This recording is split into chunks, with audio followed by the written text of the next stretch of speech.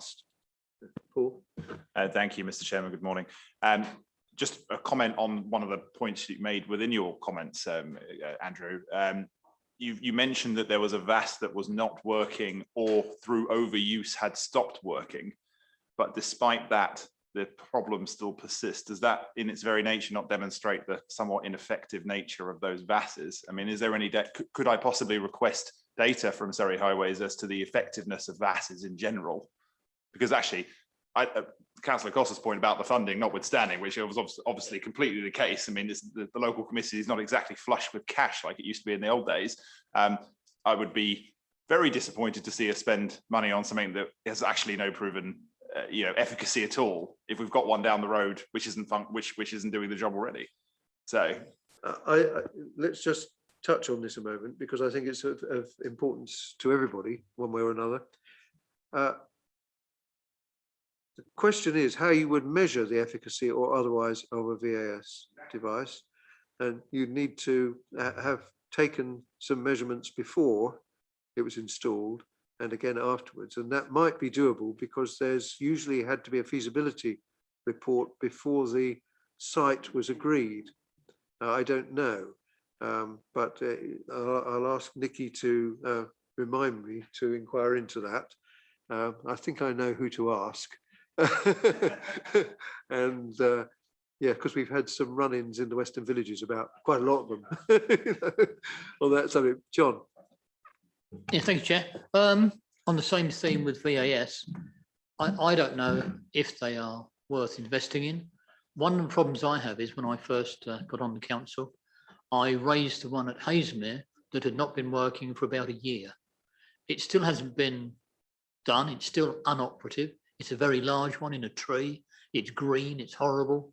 And when I approached the highway engineer that's responsible for it, he just said, I've got no budget money for it. So if that hasn't been working for a year, what the heck is the point of it? Well, the arrangements are that the installation of a piece of equipment and or an upgrade of it or something like that, if that's what's required, is decided by the local county councillors as to how they're going to spend, well, hopefully in conjunction with their town or parish representatives, to determine how to spend it. So, if I might say so, to some extent, it's in your hands.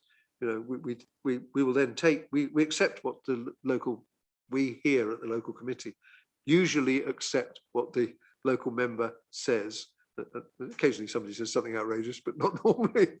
And so I think it's for each county councillor to have that conversation with their local people. Yes, John. Yeah, if I could come back, it's just that obviously this is a maintenance problem. I don't know where the cash comes for maintenance. I've seen no agreement. Well, and it would seem that Surrey have taken on board. Well, there is, well, I don't know. Certainly in the Western Villages, we supply a list of things that need maintaining each year to council officers. And they adopt that as far as their budget will allow them, and they warn us about, if there is a shortfall, then they'll say, which one would you like us not to do? And so you might want to look into that, have a discussion with whoever might be doing. Adrian Selby. We're trying to work out who to do. Well, no, he doesn't do it. See, that's what I'm thinking.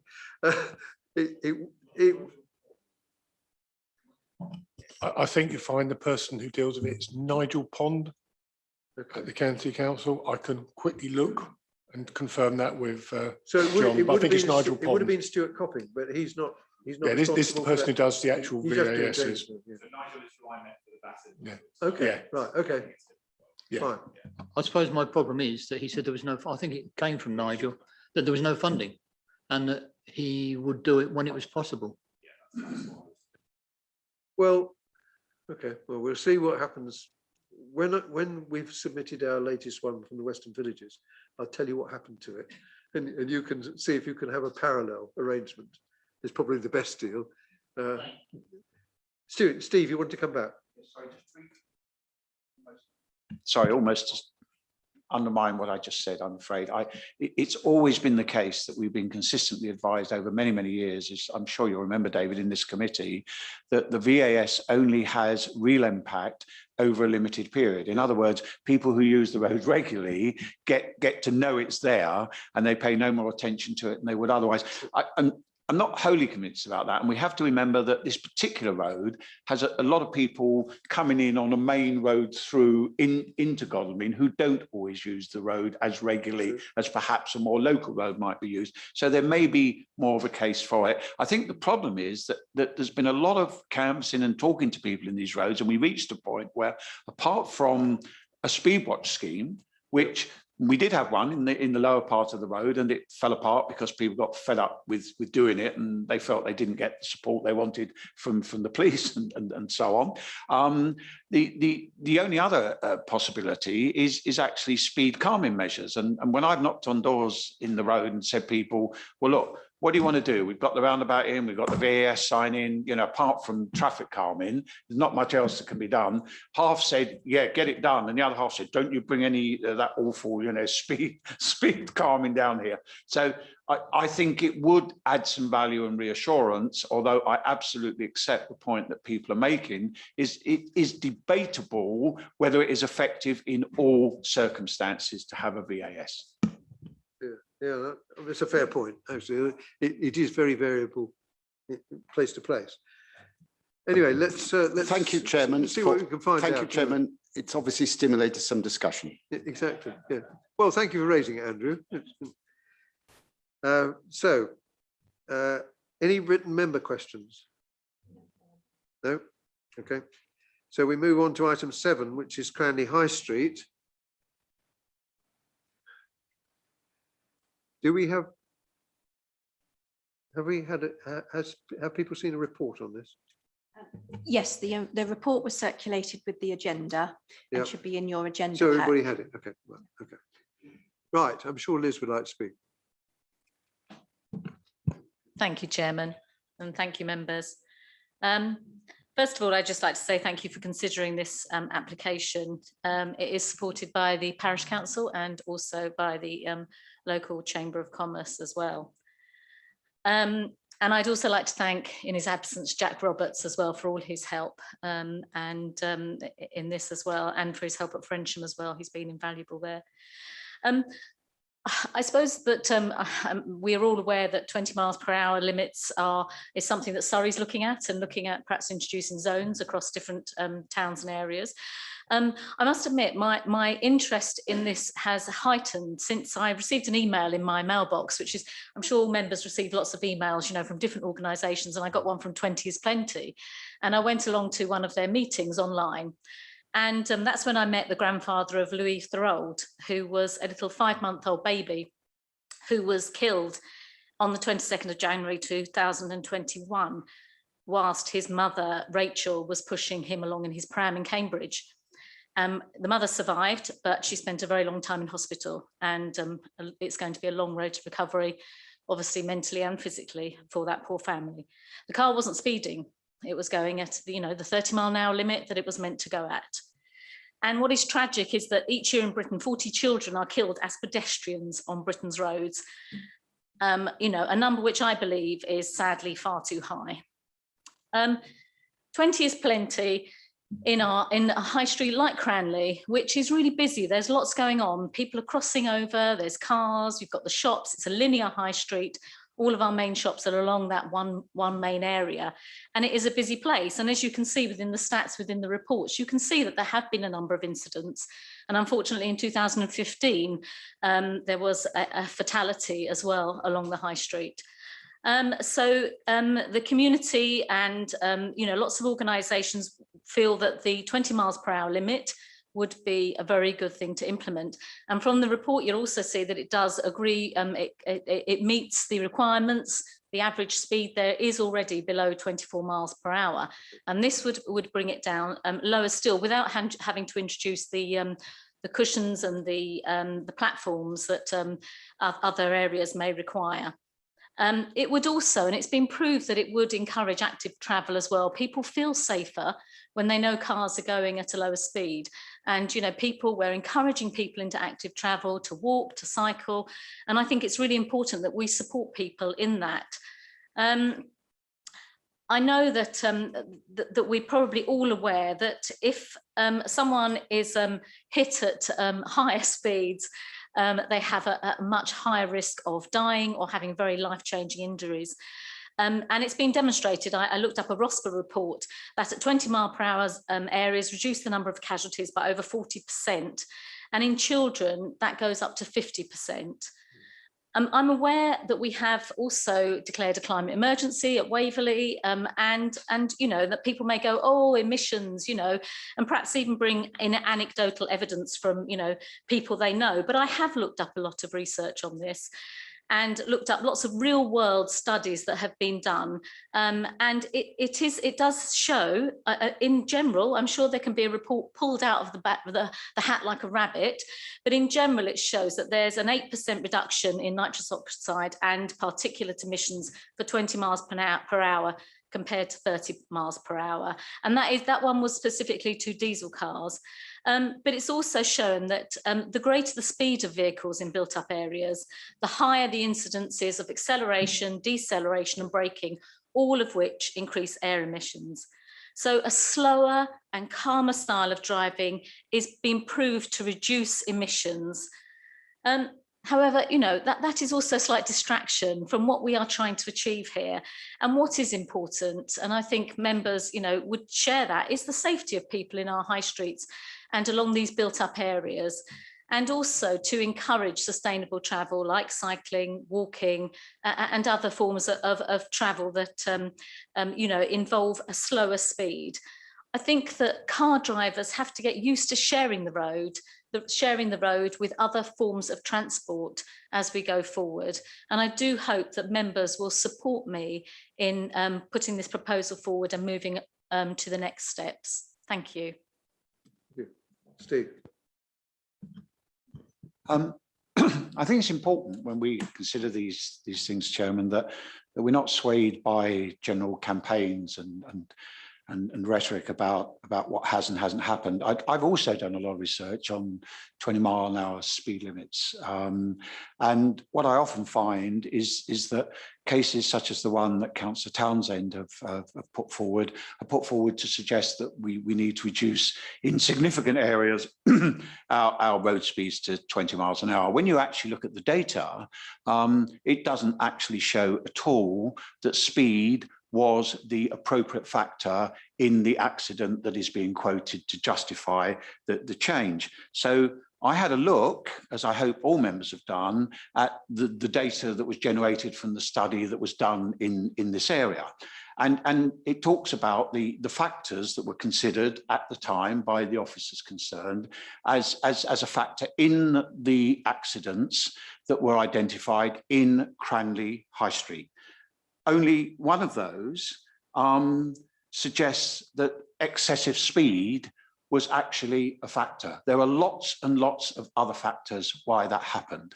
The other thing I find compelling from the research that's been done on this is that the only reason effectively that it's been felt able to recommend this is because the speeds in the high street are already around that level.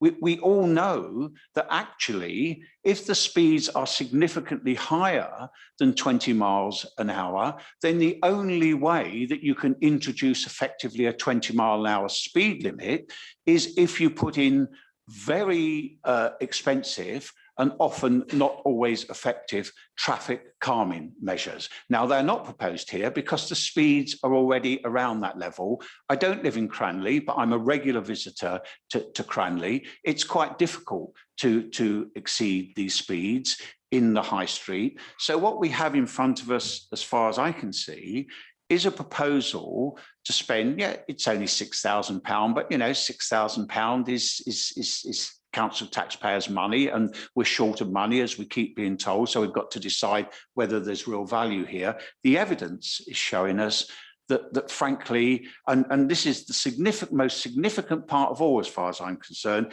there is a statement in the report, if people have read it, that says that that speeds as a result of this measure, what it says is they're not expected to have any significant impact on vehicle speeds. So why are we actually proposing that we should do it? Thank you, Chairman.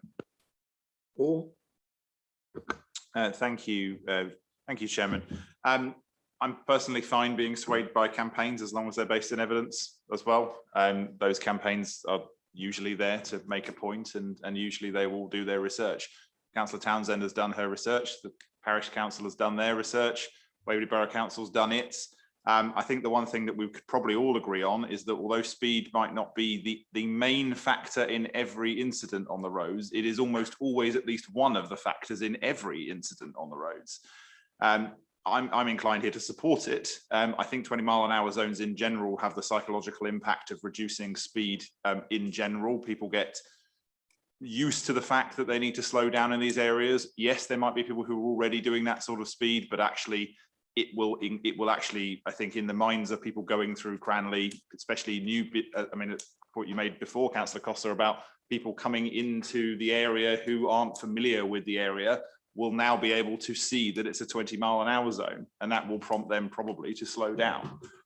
It is, as far as I'm concerned, £6,000 is a small price to pay if we can reduce the impact upon reduce the number of incidents and accidents on the roads. I imagine there'll be a number of members here who want to do similar in their divisions over time. I would consider myself a committed localist also, and I'm listening here to what the local member is saying.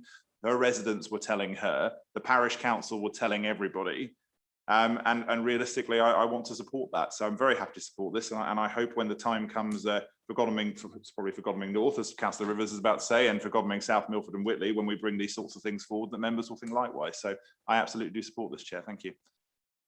Penny? Thank you very much. I think I owe being elected to having campaigned for 20 miles an hour in Godalming, not successfully, but it's what people actually, or a lot of people want. And it is all about speed, but it's not only about speed. It's about just calming down everyone. But on the subject of speed, children are not as good at judging the speed of vehicles by the sound of vehicles. So that is why children are more at risk from speed, but none of us will be able to judge the speed of vehicles when all the cars are electric. So we're going to have something to control speed. Thank you. Yes, I absolutely agree with you about the introduction of EV. If that becomes widespread, as intended, then it will be, you'll have to change the way you drive, the way you walk, the way you, and in particular, the way you cycle. John. Thank you, Chair. When I look at this and say to myself, do we need 20 or not? I think my answer to that is what Councillor Townsend mentioned earlier. What we're trying to do is to reduce the impact of a collision, i.e. that we get less serious injuries. I notice that in fact, in this Cranley area, it seems that the serious injuries are coming down. Now, whether that means they're being put into the slight column or not, I don't know. However, if we could get rid of that slight column by reducing the miles per hour to 20, I would be very pleased. So my reaction is that if you are driving and you have a queue of motorists doing 20 miles an hour, any accident is going to actually have less impact on the other person. So as far as I'm concerned, I would certainly support this in Cranley to try and reduce the impact of any collision. Thank you. Mark. Thank you, Chair. I do find it a strange argument that we don't need 20-mile-an-hour limits because our roads are too congested for traffic to actually travel any faster. These roads, the traffic might not travel faster than 20 at peak hours, but it's all the other times that we also need to be concerned about. One could make the same argument about potholes. Potholes unintentionally are a fantastic traffic calming measure, but we fix them as well, don't we? So Occasionally. for me, this isn't just about calming all of the traffic. It is about trying to make sure that the one car that is capable of causing a fatality is slowed down. And if these measures prevent one accident, then £6,000 is worth it. Now, Liz wants to come back, but is there anybody else other than Liz? Kevin? Yeah. Then Andy, then Jerry. Thank you, Chair. I mean, the 20-mile-an-hour speed limits will slowly be rolled out across Surrey. I mean, there's doing some now on the eastern side of the county. So Surrey has seen value in it because it's been rolled out across the county. As my colleague John will know, I have been to these accidents and I've seen the devastation to the families, you know, when young children are killed. And I think what Mark just said about £6,000, a cost of a fatal accident to the emergency services, to the families, to the NHS is over £1 million a fatality. So I can't get hung up over £6,000 in any way, shape or form. I've worked Cranley. I was in charge of Cranley Police Station for 2 years. So I think I know the roads as probably as well as anybody. Interesting when you look on page 18, which were the factors, and I here where it just says speed limit 1, but you've got careless, reckless, in a hurry. Well, aggressive driving, well, that normally happens when you're speeding. Failing to look properly, failing to judge other people's speeds. There are a number of reasons. It doesn't necessarily mean every vehicle must be speeding. I go through Cranley most days, and especially where you've got the cars parked on the left-hand side as you're going up towards the roundabout going out of the village, you take your life in your hands because there's not enough room for 2 vehicles, and especially with buses. I think this is a worthy cause to do. I think 20 mile an hour will have such benefits. If it reduces the speed limit by a couple of miles an hour, that can be the difference between a minor injury and a serious or fatality. And like we said earlier, I hope when we discuss these in other areas that we have that same level of debate, because I think this is a really, really important role for this committee. So I am fully supportive, Chair. Thank you. Andy? Thank you, Chair. Yeah, I would also support this, particularly if the local members are supporting it, in fact. In terms of whether it's effective, actually, I've got a bit involved with this through the Farnham infrastructure project, where I think, as we all know, there's a proposal to introduce a 20 mile an hour speed limit in Farnham town centre. And certainly the officers from highways think that will be effective, and they're the actual experts. I've got personal experience in the last week or so in my own road of something relevant to this, actually. Those who subscribe to the Farnham Herald will have seen a photograph of a car upside down outside my drive. It was actually blocking my drive. And what happened was somebody driving along the road hit a parked car, and they hit it so hard that their own car was turned upside down and finished up on the opposite side of the road on the pavement. And this has caused quite a lot of consternation in the local road, actually. People are now saying we need a 20 mile an hour limit in our road. And they're also concerned about the parking stuff and so on. And the photograph was taken by my daughter. And she actually said to me, it was interesting, she said, who's responsible for all of this? And I said, well, it's sort of me. And she didn't really know that. So I'm now in it because I've got my daughter on to me about it, worried about our grandchildren and so on. The final thing I'll say, though, actually, is that I actually spoke to the local police inspector about how do the police deal with this sort of thing. Is there going to be a police investigation into it? And she said to me rather sadly, really, that when no one's actually injured, and it was amazing that no one was injured, including the lady who was driving the car, she finished upside down, you know, and there was a concern about her getting out, you know, before the car possibly caught fire. But fortunately, it was a diesel car and it didn't actually catch fire. But the police inspector said when there's no one actually injured, they don't really do investigate it fully, which is a bit of a worry, because I don't know if the lady was speeding. I really can't comment on that because there's no evidence either way. There was no witness to the accident, in fact. But it's the least possible, and as I say, it's not going to be fully investigated, and I think that's a concern. And the police just don't have the resources to investigate unless somebody is injured. If somebody had been injured, there would have been a full investigation. So I think that's a worry. But it's not only not an investigation; it doesn't appear in any of these statistics at all. That's and in certain roads, that's in a sense more critical, because everybody knows why it happens. And it happens regularly, but there's no stats. And so when the report comes to us, it says, no, there's no problem there. Jerry. Yes, thank you, Chairman. I think in many respects, Councillor Costa's right. In what he's saying is that what's the point of doing it if it's not going to be effective? One of the difficulties that I have with this is that I haven't really fully got my head around whether we are collecting the right data and whether we're reading the data correctly.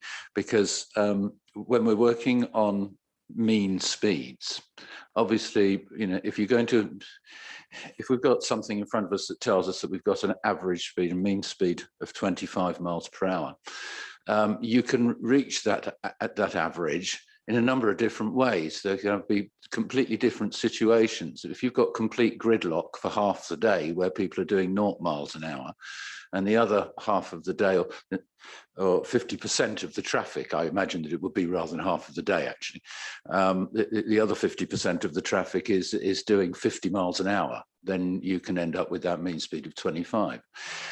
You could do exactly the same if you had a 20 mile an hour and 30 mile an hour as being the two.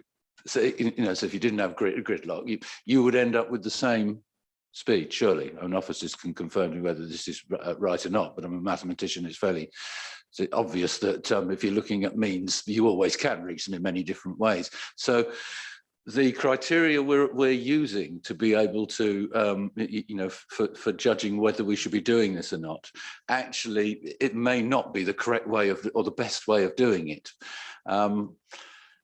As Councillor Costa says, if you're only going to end up with a couple of mile an hour a change in speed, then is it really worth it? Well, yes and no. I mean, so there are different circumstances, of course, because you know, if you're driving through Cranley at 2 o'clock in the morning and there's no one around, and the man in front of you's doing 18 mile an hour because he doesn't want to break the speed limit, it would probably drive you mad with absolutely nobody else on the road.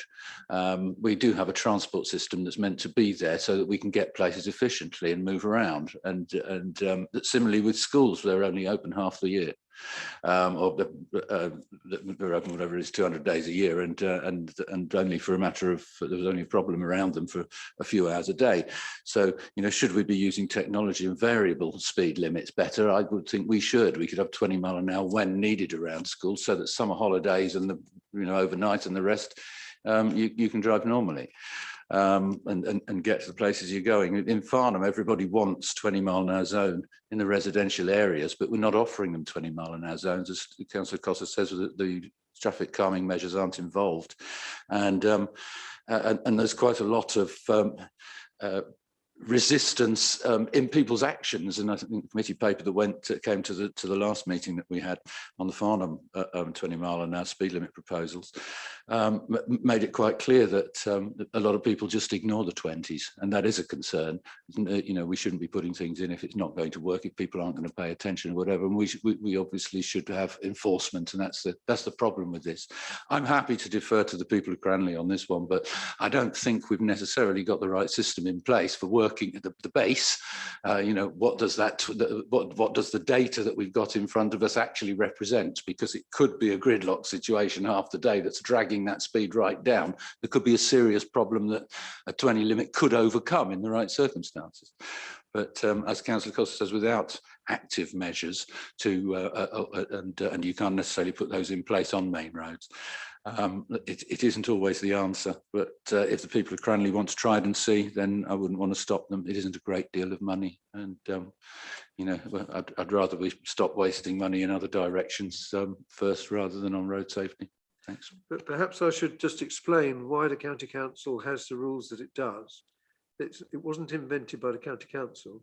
This has come from the Department of Transport, and they phrase their advice and guidance and probably put it in the same email as the bit which explains how much grant they're going to give us. If we're good children, in brackets, doesn't say that bit, but you can see what I mean. So it's been just taken over and taken as policy. We have enough arguments with the Department of Transport about other ways in which they treat us unfairly as a county, without trying to rub them up the wrong way.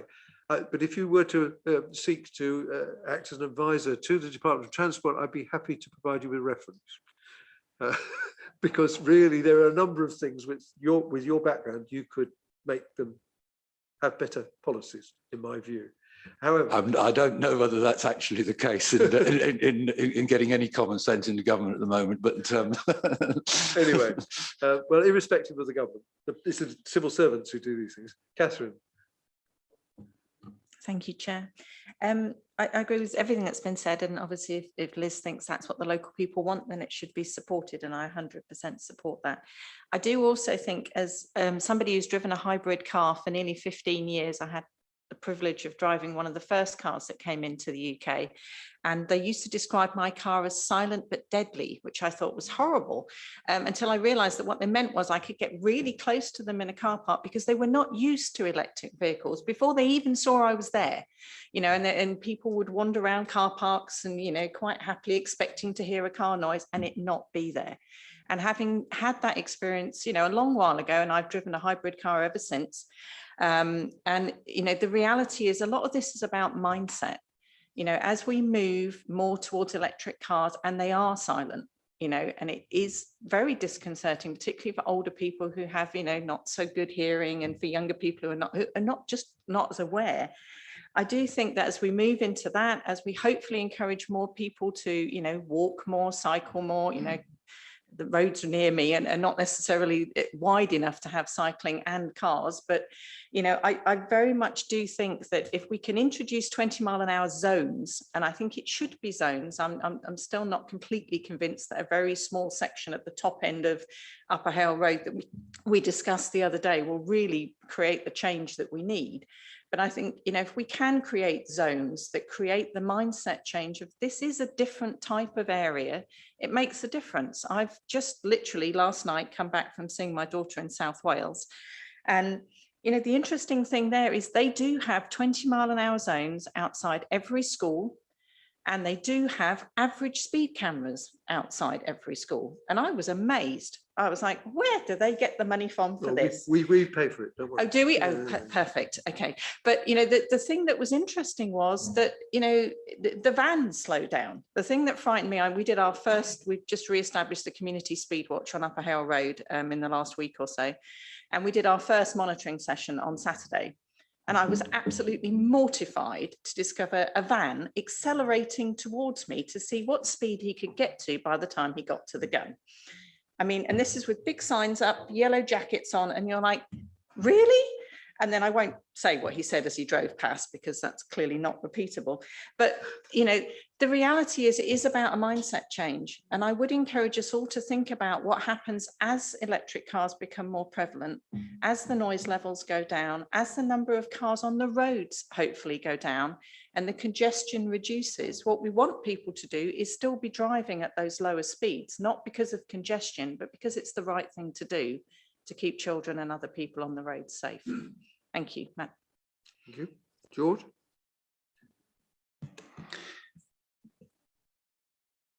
Well, I absolutely agree with what Catherine's just said, and also Councillor Townsend earlier. In fact, what Councillor Townsend said earlier covers everything in my book. Councillor Neil here and myself have stood in Castle Street in Farnham and watched the vehicles come round from the borough into Castle Street and gun it as though they're on a racetrack, high-powered cars. And then I've got residents who I talk to who are elderly, and they fear crossing Castle Street. They fear, because it's a very wide bit of road, getting across there before a vehicle sweeps around the corner and guns it up Castle Street. So this mindset change is really important. I totally agree about the e-vehicles. I rode an e-motorcycle recently on a demo, a bike called a Zero. I thought it was lethal, absolutely lethal. It was silent, it was incredibly fast. It didn't really scare the pants off me, but verging on it, because I could tell this thing was a ballistic missile. So this is what we're facing. And I do believe that in our town centres, we need to calm it down, as has been said. I'm sorry, I'm repeating what's already been said. We need to calm it down, have a change of attitude, a mindset change, and make these communities and town centres fit for people in safety. And really, for £6,000, it's a very small investment to go some way towards doing that. And later on, if there has to be enforcement, for example, I do believe that really in Farnham, as and when we get our 20-mile-an-hour speed zone, we probably will need to have enforcement cameras to really nail it and make sure that people get the message. But in the meantime, at least it will signal to motorists that they're moving into an area of a town or a village where speeding through is not acceptable. They're in different territory. It's where residents and pedestrians, if you like, reign supreme, and the motor vehicle is visiting there and has to calm down and behave differently. So I fully support this. Thank you. Liz, would you like to sum up? Thank you, Chairman. Thank you, and thank you, members, for a frank and open discussion on this. And I think it is a really important thing. And as Councillor Powell said, you know, with the electric vehicles coming along, and people, we in Cranley, we've got quite an older population, and also people with visual impairments. You know, it is important, I think, even more that speeds are reduced and that we do learn to share our surfaces with other modes of transport. Coming back on the speed and thinking, well, what's 4 mile per hour reduction? It's estimated that for every 1 mile per hour reduction in average speeds causes on average a 5% reduction in collisions. So even 1 or 2 or 3 miles per hour that goes down, it does reduce the collision. And also, it, you know, whether or not there is a fatality or a life-changing injury to that person. And I think that looking at the zones, we discussed about the zones. I would like to see this extended to our school streets. And however, at this moment in time, I know that wasn't possible within the budget constraints and everything, and talking to our highways officers. And I have spoken to our highways officers. I didn't come up with this scheme and not talk to anybody. I spoke to our highways officers and took their professional advice. And their advice was that it was appropriate to introduce this scheme within Cranley High Street because it met the criteria that was required. And whilst I know that people might get annoyed at someone only travelling at 18 miles per hour at night, let's not forget, people work at night. They are still walking on the pavements. I mean, obviously not so many, but we have people that work in care homes, people that work as policemen, firemen, some of them walk, and some of them are in other cars. And you know, there isn't, just because it's at night doesn't give you the right to speed. So I think that, you know, that really, as I feel generally within this discussion that we've had, you know, there is going to have to be a change in attitude, a change in mindset, as Councillor Powell said, in how our streets, especially our high streets, are used. And I very much welcome the general support from this committee. Thank you, Chairman. Thank you, Liz. Okay, well, overall, thank you, members, for interesting debate. And I think overall, there seems to be a strong measure of support. Can I assume that we will support recommendation? All right, all agreed? Thank you. Right. Oh, sorry, yes, Jerry. So, Chairman, I didn't want to speak on the item after the summing up by Councillor Townsend, but I did want to just mention that at the COP26 event that was in Farnham a couple of days ago, I did go out in one of the electric cars and specifically asked about what the issue, which is the noise. And I was told that since 2019, for electric vehicles manufactured since 2019, they must by law produce an artificial noise, which they did, and I could hear it. You know, they've got a loudspeaker. You have any complaints about that yet? It's not particularly loud, but then you know, engines aren't that loud on some little cars these days, are they? So, but they do. So you know, but that is, I don't know whether officers would wish to just point out whether that's true or not. And the other thing is, it is important that that members note, and I think I heard Councillor Hess say that refer to Farnham's 20-mile-an-hour zone. It's not a zone. A zone is where you have traffic calming measures to enforce it. It's a limit, and this is a limit that's being put in place in Cranley, and a limit in Farnham. You know, 20-mile-an-hour zones are a different thing, and we need to. Well, you know, we'll get technical when we get to it. Yeah. But our research assures me visually that the noise device can be turned off. Oh, really? We can put earplugs in as well, I suppose, can't we? Thanks for letting me come back. Thank you very much. Anyway, right, let's move on to Jack. Is he here? Oh, there he is. the Waverley parking review. Jack, your court. Yes, morning everyone. Good to see you all again. This is the 2021 Waverley Parking Review. It's based on over 120 requests from members of the public and others. It's a relatively small review. It includes some minor amendments and additions to existing restrictions in the borough.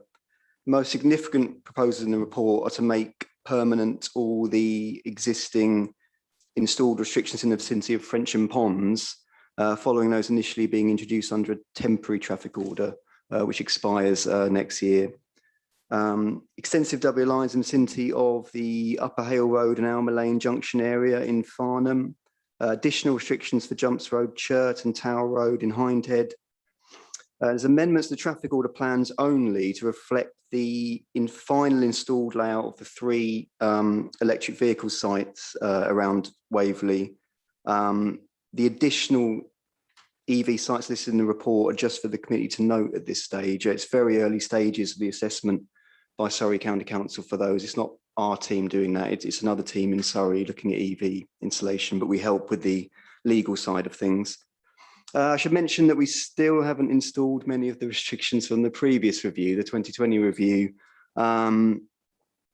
There's been many reasons for that. There is a backlog of lining and signing work just generally in the county, and it's probably countrywide as well as the country gets back to normal following all the restrictions, etc. So, but we are on site in the parking team to try and get those finished. But yes, happy to take any questions about what's in the reports. Okay, so Chairman, thank you. First of all, a couple of things. The bit about the EV side. So anytime that there's a request for an EV site which has not already been raised, then it will be referred to Jack, because EV sites imply parking. So that's what's going on there. And the other thing is to explain that, most importantly, what we're doing today is authorising Jack to advertise a range of parking restriction changes for public consultation. And there's then that's not the end of the process in any way. There's a complex process of dealing with what happens when there are objections or people proposing modifications or whatever. So this is not the final decision making. We'll have another couple of bites of the cherry as a committee before we get that far. Mark, so this is an opportunity to say there's something wrong with a particular suggestion or modification of the suggestion that's being proposed by Jack at this stage. That's the purpose of this. Mark. Thank you, Chair. I welcome the report. I am disappointed that so many of the sites requested to be considered, particularly around Webburn and Badshot Lee, have not made the cut. And I really hope really hope that will change the next time around. I think some of the residents of Waverley Waverley would maybe shrug a shoulder at that, because the bigger issue in that area at the moment is enforcement. Regardless of what controls are there, people do not believe that whatever is there already is not being adequately enforced. Which brings me to my question. In the conclusions and recommendations, the last one bullet point is that these proposals will make a positive impact towards better enforcement. And I'd like to know how that comes about. Jack?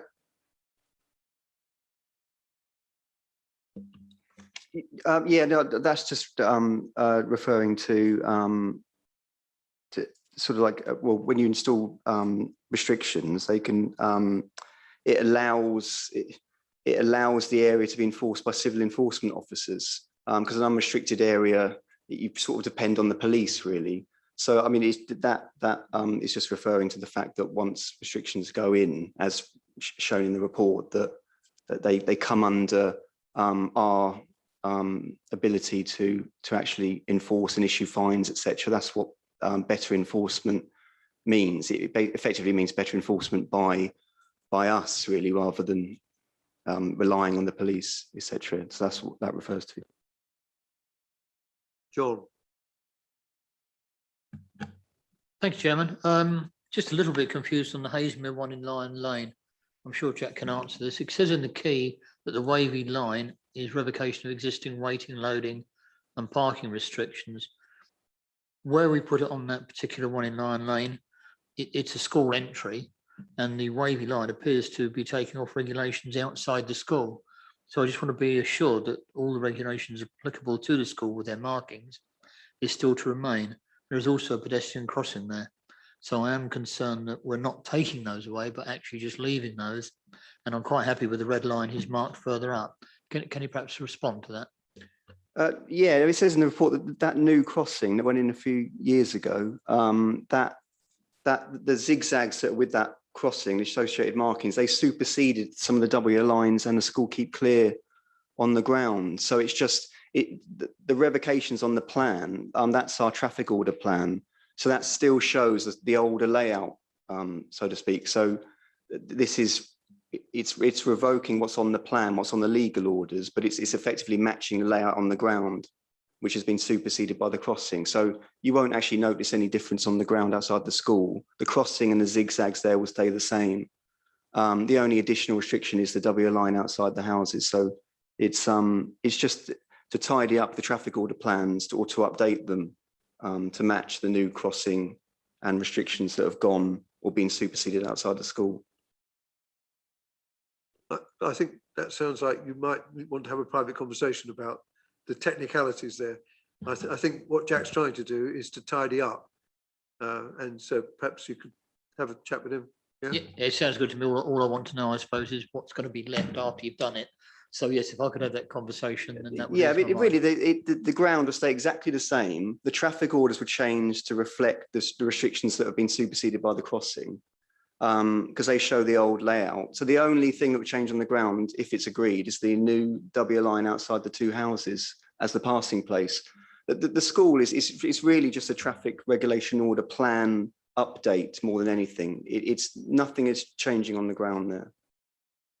Paul? Thank you, Chair. So one very quick general question, if I may, to Jack.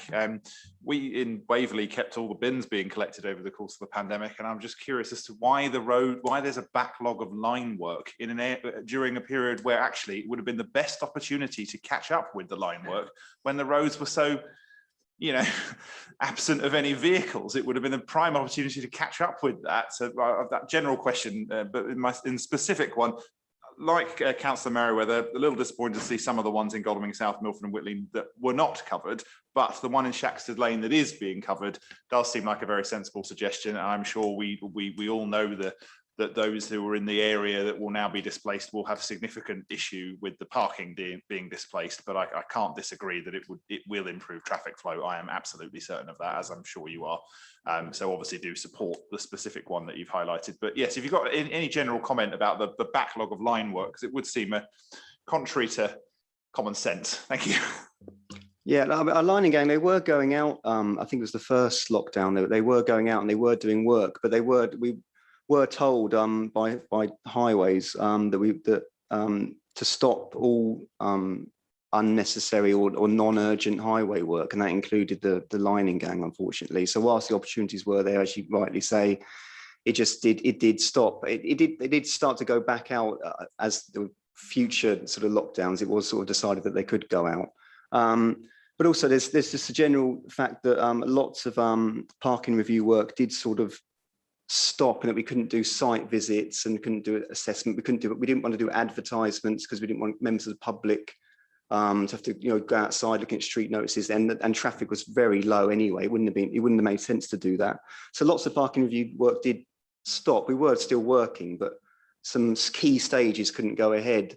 And obviously when things get back to normal, all those things that couldn't happen then suddenly have to happen all at the same time, and then you just create this bottleneck. And I mean, that's what my job's been all year, really, trying to sort out a big bottleneck of work that I'm responsible for. So yeah, I mean, that's fundamentally what happened, really. Yeah. Okay, thank you. Liz? Thank you, Chairman. And I don't think Jack was here earlier, but thank you, Jack, for all your work at Frensham. I mean, it has been invaluable. And as the portfolio holder for Waverley for green spaces, it won't have gone unnoticed that Frensham has been under huge pressure, unprecedented numbers of visitors. And whilst Waverley has put in, I don't know how many hundreds of posts to stop people parking wherever they want to park, the double yellow lines is having an impact and is enforceable by parking control. So we've been working with parking control, the police, Jack, the parish council, the school and other stakeholders, and I'm sure that they would all wholeheartedly support the ongoing double yellow lines. And just for some interest in the report, I think it says about St Mary's visitor parking, Waverley has given them a key to the gate on the green, because we've surrounded it in posts now, so that they can use that as overflow parking, so they have got access to that as well, which does help, I know, with the school. So I definitely would support that, and also it makes the road safer. We have got the issues probably of all the time there of wildfires on the common there, and sometimes without those double yellow lines we would have issues with fire engines coming through, ambulances, so definitely would support the extension of that to a permanent solution. Coming back to my own patch in Cranley, I know that we have got serious issues on the Orfold Road, and I'm working with Richard Cooper, and I presume that comes outside the scope of this particular bit of, I'm looking at Jack at this stage, it comes outside the scope of this particular programme of work. But also I did put through sites for EV charging points for the High Street. I also put some through for St James's Place and Victoria Road, which don't have any off-street parking. And so I just wonder where they have disappeared into the abyss of EV charging points, and what other opportunities there might be to put forward charging points. So if we miss this, is it another year's time? Is it 2 years' time that we can get any other EV points put through? Because if I could put through those ones for the High Street that I suggested, in St James's Place and Victoria Road, if I had the opportunity, obviously Jack may say that perhaps they are not appropriate or they can't be fitted there, but I would like to know if that would be possible, and also whether the double yellow lines on the common have been completed yet. Thank you. Yeah, sorry, firstly, Orfold Road, yeah, there's a traffic survey being done by a private consultant that Richard Cooper is involved with. Their report hasn't, I think they were doing a study in October, but their report hasn't been given to us yet. So it was far too early to do anything in this review if there's anything recommended in that report. So it was too early. It may possibly have to come back as a standalone proposal, or even wait for the next review. But I mean, if there's money, because there's funding for that, it could possibly be done and advertised as a standalone thing. But it will still need to be agreed by the committee to advertise if there's anything parking related that comes from that. EV sites, I'm trying to remember if you emailed me the sites, I would have forwarded them on to because it isn't actually the parking team that assesses EV locations. There's a team specifically in Surrey that does it.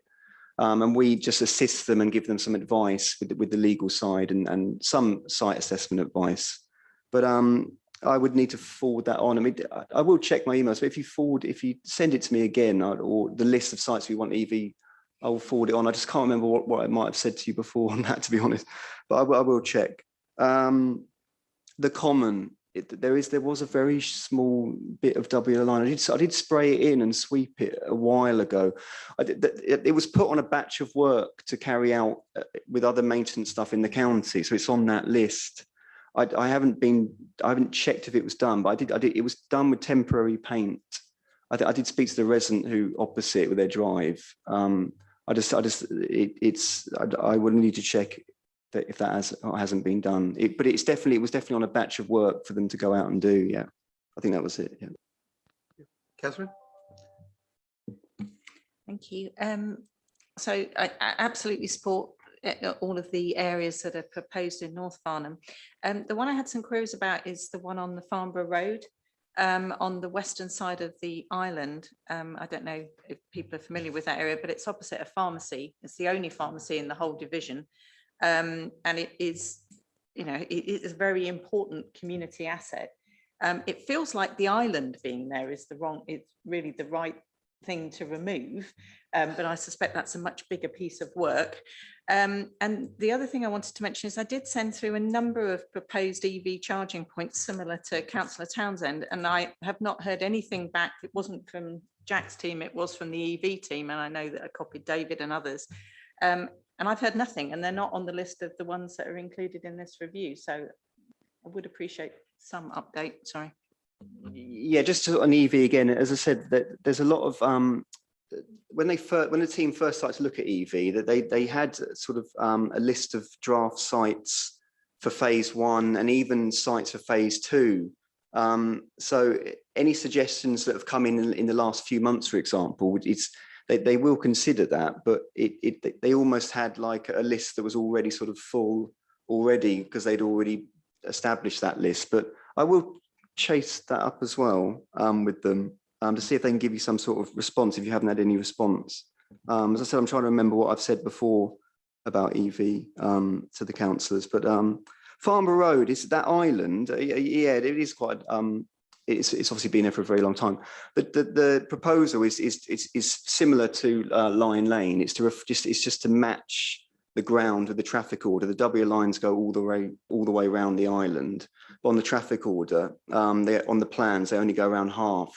So it's just to add that section. It's very straightforward. Nothing will change on the ground. Although, admittedly, we are due to refresh the bays there and install some missing signs for the bay that's outside the shops. I know the shops have been chasing that. So there's some maintenance stuff there, but the proposal is just to match the layout on the ground with the restriction. So with regard to the EV, we did meet with them to talk through the ones that were on the second list, and I did send feedback on why some of them weren't appropriate, what were more appropriate sites. I can send you the email. It's back in September, so it's a couple of months ago now. But yeah, okay. Yeah, as I said, I will chase that up with them.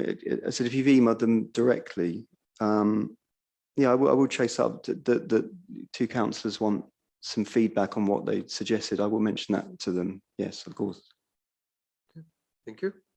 Steve. David, thank you. First of all, to say a general welcome for all the proposals in Godalming, and particular Shaxted Lane. It's been needed for so long. I mean, I think we're all fed up waiting 10 minutes when a bus is coming down the other way, because you literally simply have to stop and people have to reverse. So thank you for that. It's taken a while, but that's wonderful. And I'd also say, just quite interestingly, a few days ago, I was in the Tudor Road, Tudor Circle area, delivering some leaflets and so on. and two cars actually nearly hit each other because of the obstruction on the junction, and actually got out and had a huge shouting match with each other. So that one's also very much needed, very, very timely. Let's hope we can do it fairly quickly. I did have a question though, and it relates to the EV arrangements. Summers Road, I'm not quite sure what you're saying here, Jack, when you talk about relocating the electric charging points. I mean, we've only just put them in.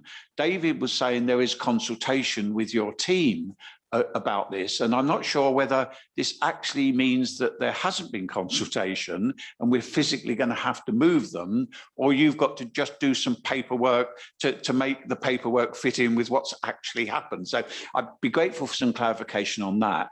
But if I might just be allowed a more general comment on the arrangements for EV charging points.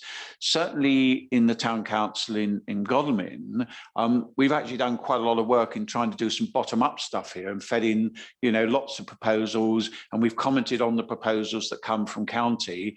And my experience has been, and there's a great example of it here, I'm not going to go into the detail because it'll bore everyone else, but there is a particular road here in the list which is the least appropriate road in the whole area, which needs EV charging points. It cannot happen.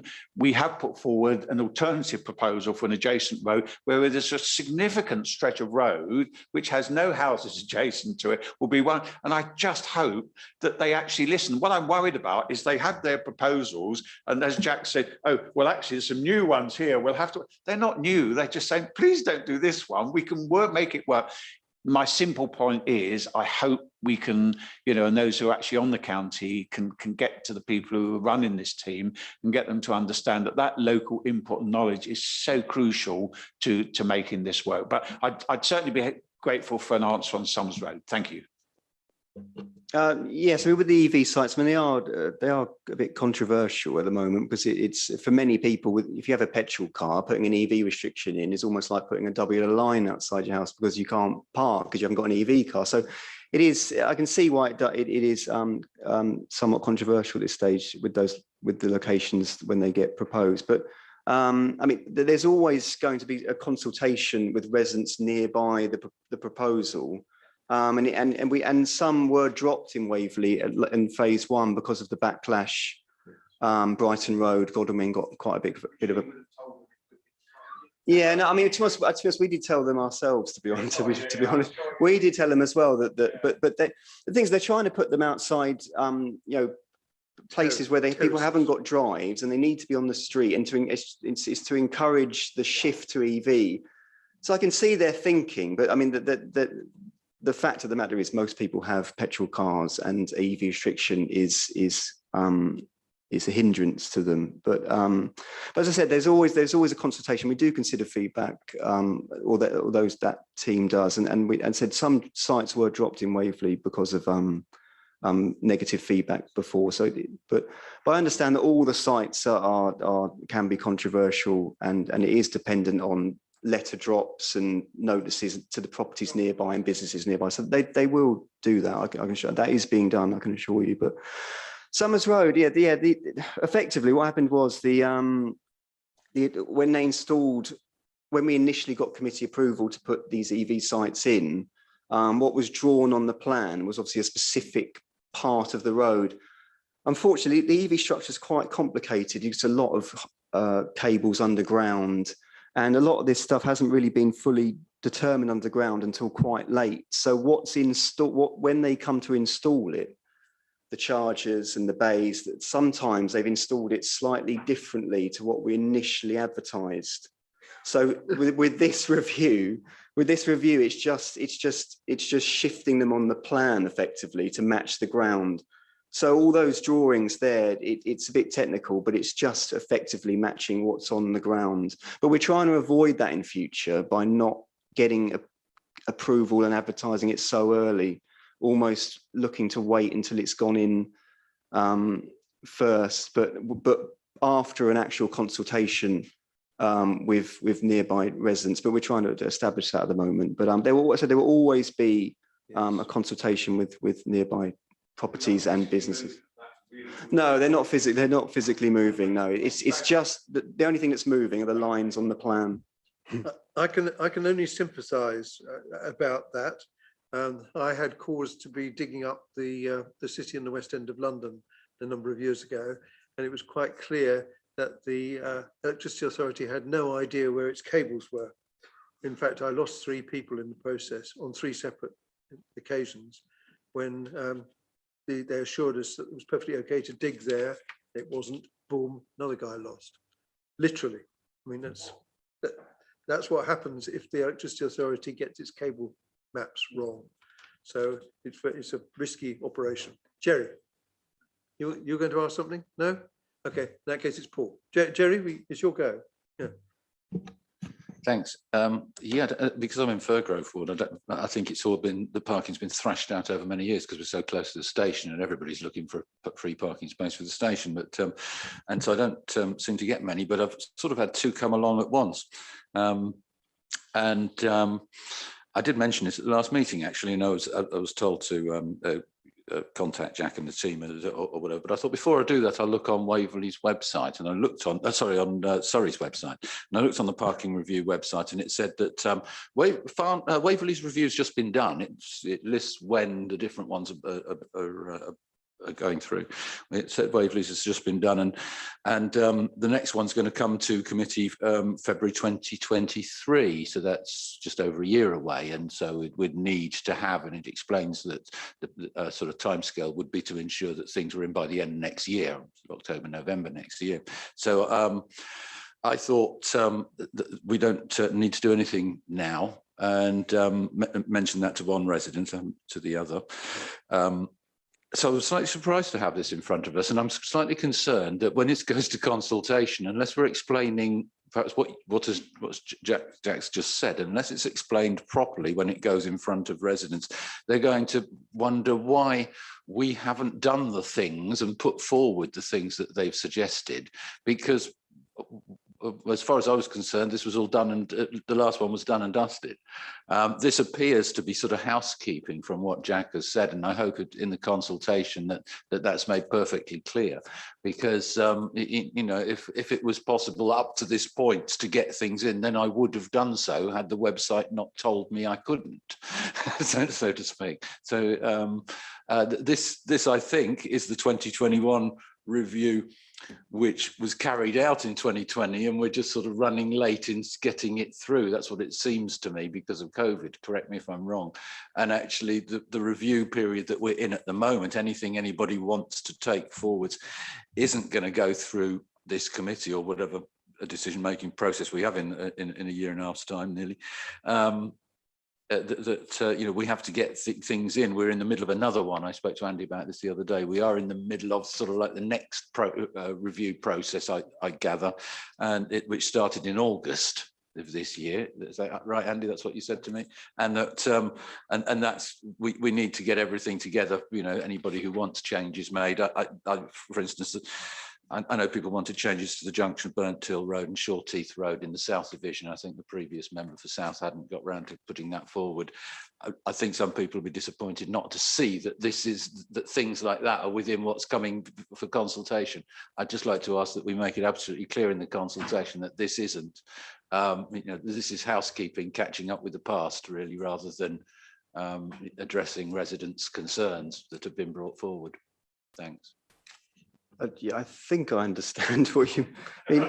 No, there's some things in here that are tidying up things, correcting things from the previous review. I mean, this review assessed, this 2021 Waverley review presented today assessed requests from members of the public and councillors up to the end of July this year.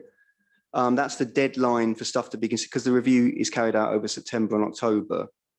Sorry, August and September to be presented to committee today, and obviously they're every 15 months on average, I think. So it's just that's how it works out. But anyone requesting anything after July, the end of July, would have gone on to the next Waverley review. I said I can appreciate how it is a bit complicated, but there has to be a cut-off point.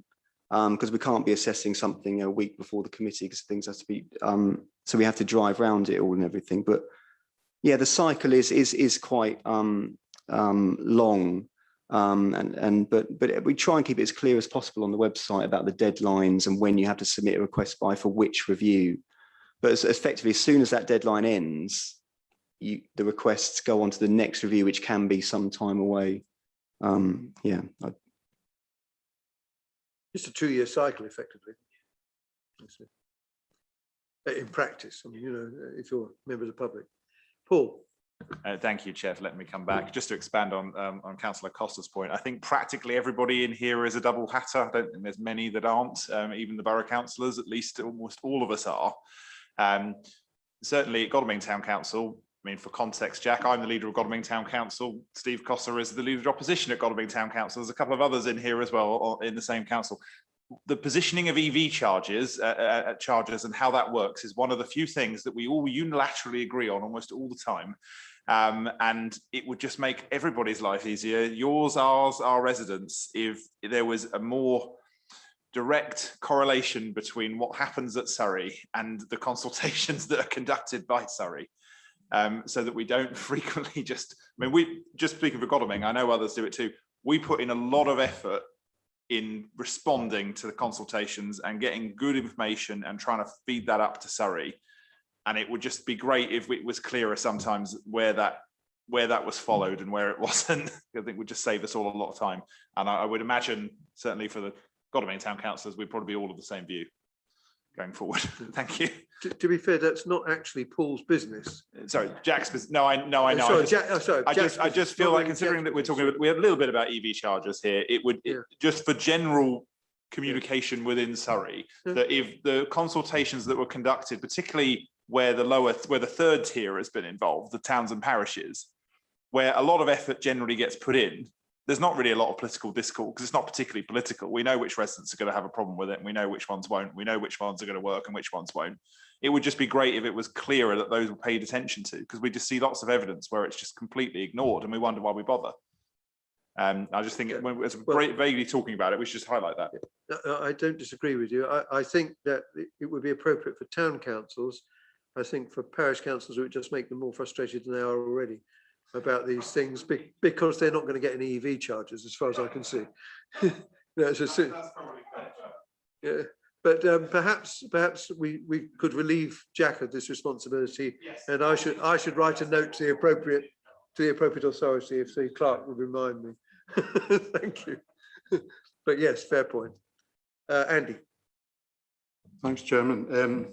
I'll comment on two things actually. First of all, following up on what Jerry spoke about, there's always going to be an overlap between two parking reviews, and that the implementation of one review is going to coincide with the start of the next one.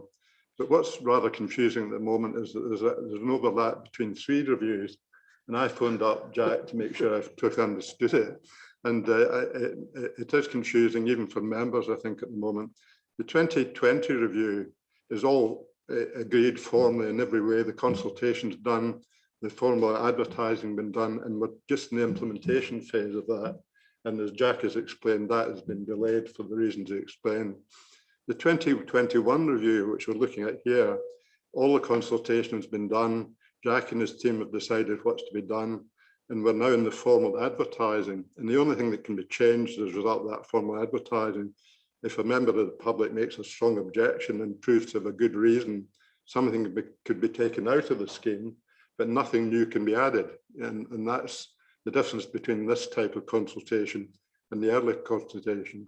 But the 2023 review has now started, in the sense that since August of this year, people can start feeding in their ideas for the next review, and that will all be considered by Jack during next year. And then he'll come up with proposals that will come back to this committee, and then we'll go through the formal advertising, then it'll be implemented in 2023. So there are always going to be overlaps, and it is difficult to understand, and it'll be particularly difficult for the public to understand, because as Jerry says, we're actually implementing one review, but actually got a formal advertising, and people regard that as a sort of consultation, but it isn't really. It's a sort of formality, really, in many ways, what we're currently doing in terms of this review. But we have already started, and people are probably not aware of it. We've already started the process where people can now feed ideas into Jack for the next, what's called the 2023 review. So I think I now understand it, and I think from what I said, hopefully other councillors will now understand it. But I think it's difficult for the residents to understand it actually for the reasons that Jerry said. The other thing I'd like to say actually is that as a councillor, the Waverley Council for Moor Park, in the Moor Park area, we've got a couple of very active residents associations, particularly software, and also the people who live near St George's Road and Tilford Road. And they've had a very big impact on the parking in that area of the town. And Jack has been very responsive to them actually. And I think it's been useful to Jack, the work that they've done actually. They have fed a lot of ideas into it. And they've had a big impact in both cases. So I'm just saying that residents can have a big impact, particularly residents associations who can speak on behalf of a group of people. And I think all councillors should be doing that, making sure firstly that your local residents and your resident and association understand where we are in the process, because that's important, and also make them aware that they can have a big impact on what actually happens in their area if they actually work with Jack and his colleagues. So, I'd like to thank Jack for the really good work he's done, particularly in the Moor Park ward. So that's all I want to say, Chairman. And I'd just like Jack to confirm that my understanding of the overlap thing is correct, because it is particularly confusing right now. Do you think I got that right? Yes, you did get it right. I said the overlap. I said we do have a parking reviews page on the Surrey County website, which explains the parking review process and also the timescales for each review in terms of residents submitting a request and which review it's going to be assessed in. And then in addition to that, there's parking news and updates page is where we would put all the advertisement information on when we put notices up. That tries to explain as best as possible what's happening with each review. I'm due to update those web pages shortly after this committee. So it will explain what's happening with the 2020 review, the 21 review. It will explain new requests going to the review after that. And yes, I mean, as I said, there is an overlap of, you could say there's an overlap of 3, because 2020 is not fully installed, 21 is happening now, and residents are submitting requests for the next one, 2022/23. So there is a bit of an overlap, but it's not uncommon for that to be the case almost often. But yes, your understanding is correct. Yeah, and thank you for your words. Yeah, Jerry. So just one other thing which had come up. We're now sort of in partnership with Guildford, but perhaps not to the depth that we might be necessary. We as Waverley Borough Council. Sorry? Is it we as Waverley Borough Council? We as Waverley Borough Council, yes, are in partnership. And Guildford is the only one of the Surrey districts which has its own highways team, a transport team, and do their own parking reviews, I understand from the website. Does the fact that we, as Waverley, are in partnership with Waverley, open any doors to us being able to put our own, miniature reviews, so to speak, or changes that we want through a different channel, rather than having to go through the 2-year process, which doesn't actually seem to be 2 years at a time? Because if we're going 2021 and 23, that's Paul. Sorry, may I just correct one thing? And if I can speak for my leader of Waverley hat for a moment. The partnership with Guildford is that we have a shared chief executive. On at least 2 occasions, Jerry, you've spoken as if we're some kind of unified entity going forward. We're 2 sovereign councils running 2 completely separate councils. Yeah, I know. I'm just saying I just want to make sure that everybody in this room hears too, that at least once you've now misrepresented what the nature of that partnership, and I just want to be clear what that is, okay? As to what we do with Surrey, I mean, highways is literally nothing to do with the borough councils, realistically speaking. So I would be interested to hear the answer to your question, but I suspect it's irrelevant of anything going on between Guildford and Waverley Borough Council. Well, there is one fundamental difference which affects Jack, and that is that Guildford has an enforcement team, which we don't. Is it true that Guildford does its own parking reviews and has its a team? Sorry, Guildford Borough Council enforce the restrictions in Guildford and in Waverley, which has happened for several years now. But Guildford Borough Council also manage and carry out their own parking reviews and manage their own restrictions in within Guildford, and the parking team do not do that for Guildford, but we still do certain things in Guildford, obviously highway things and disabled bays for residents, etc. But their parking restrictions are all managed and controlled by them under their own process. But I wouldn't want to predict anything with regard to the Surrey County Council Highways Department at the moment until we get formal announcements about exactly who's doing what where. So you know, that's changing as we speak, and we wait with interest what that will do. I'm hopeful that it won't affect Jack at all, because Jack has served us extremely well over all the time that I've been involved with him, and I would be very concerned if that was suddenly going to stop. Hopefully not, but he probably can't comment on that, so I'll take that for him. Right, so yes, sorry, Catherine, yes, you did ask.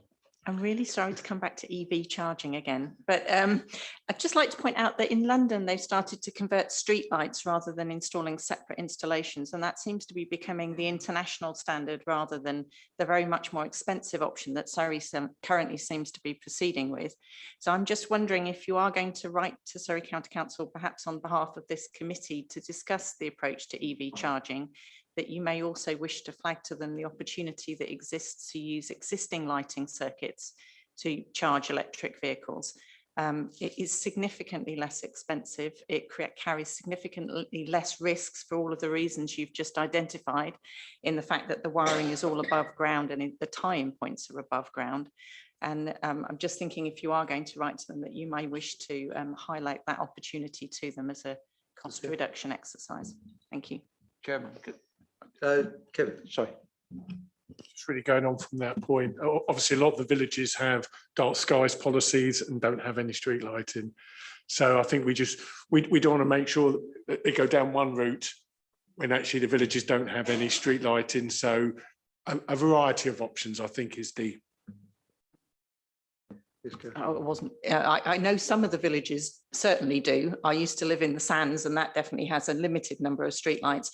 And as you say, they do have dark sky policies, which means the lights are turned off overnight, which means the power's not being used, which actually in villages makes them an ideal opportunity. No. I understand that. No, Catherine, there really aren't any lampposts. There are in the Frensham, Sands. Churt, Tilford. Allfold, Dunsfold. Yeah, so they're actually no lampposts. So we just need a variety of options. And they're the people who are rich enough to buy EV cars. Yeah, that's true. I know. I jest, of course. Mark, I know you're not filthy rich. That's all right. Go on. Thank you for clarifying. I'm not filthy rich, Chair, but actually, just a distraction. I think someone sometime needs to burst the bubble that only rich people buy electric vehicles, because that's simply not the case. No, listen. I just wanted to come back to the idea that you have to put charging points where it's convenient for us rather than where it's convenient for users, whether it's lampposts or places where people can park. Andy and I months ago came, I think, to the inevitable conclusion that the only place to put the EV pilot chargers was where residents have asked for them. And there is a system to do that, and that just seems to be a common place to start. I don't think there's any point in putting a charger in a lamppost just because it just happens to be there. Totally agree. Steve?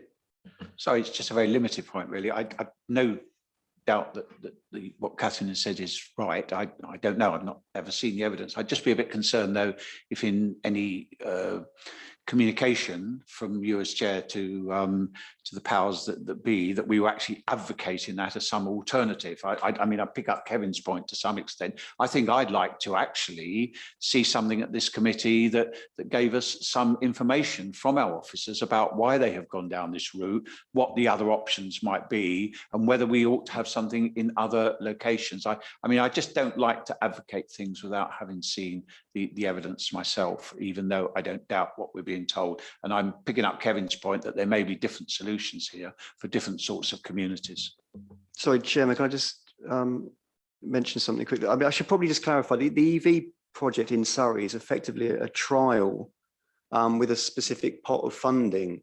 It will be the start of something much bigger, which will probably include, lamp column based charges, etc. But this it effectively is a trial with certain phases, phase 1, phase 2, and with a specific pot of money.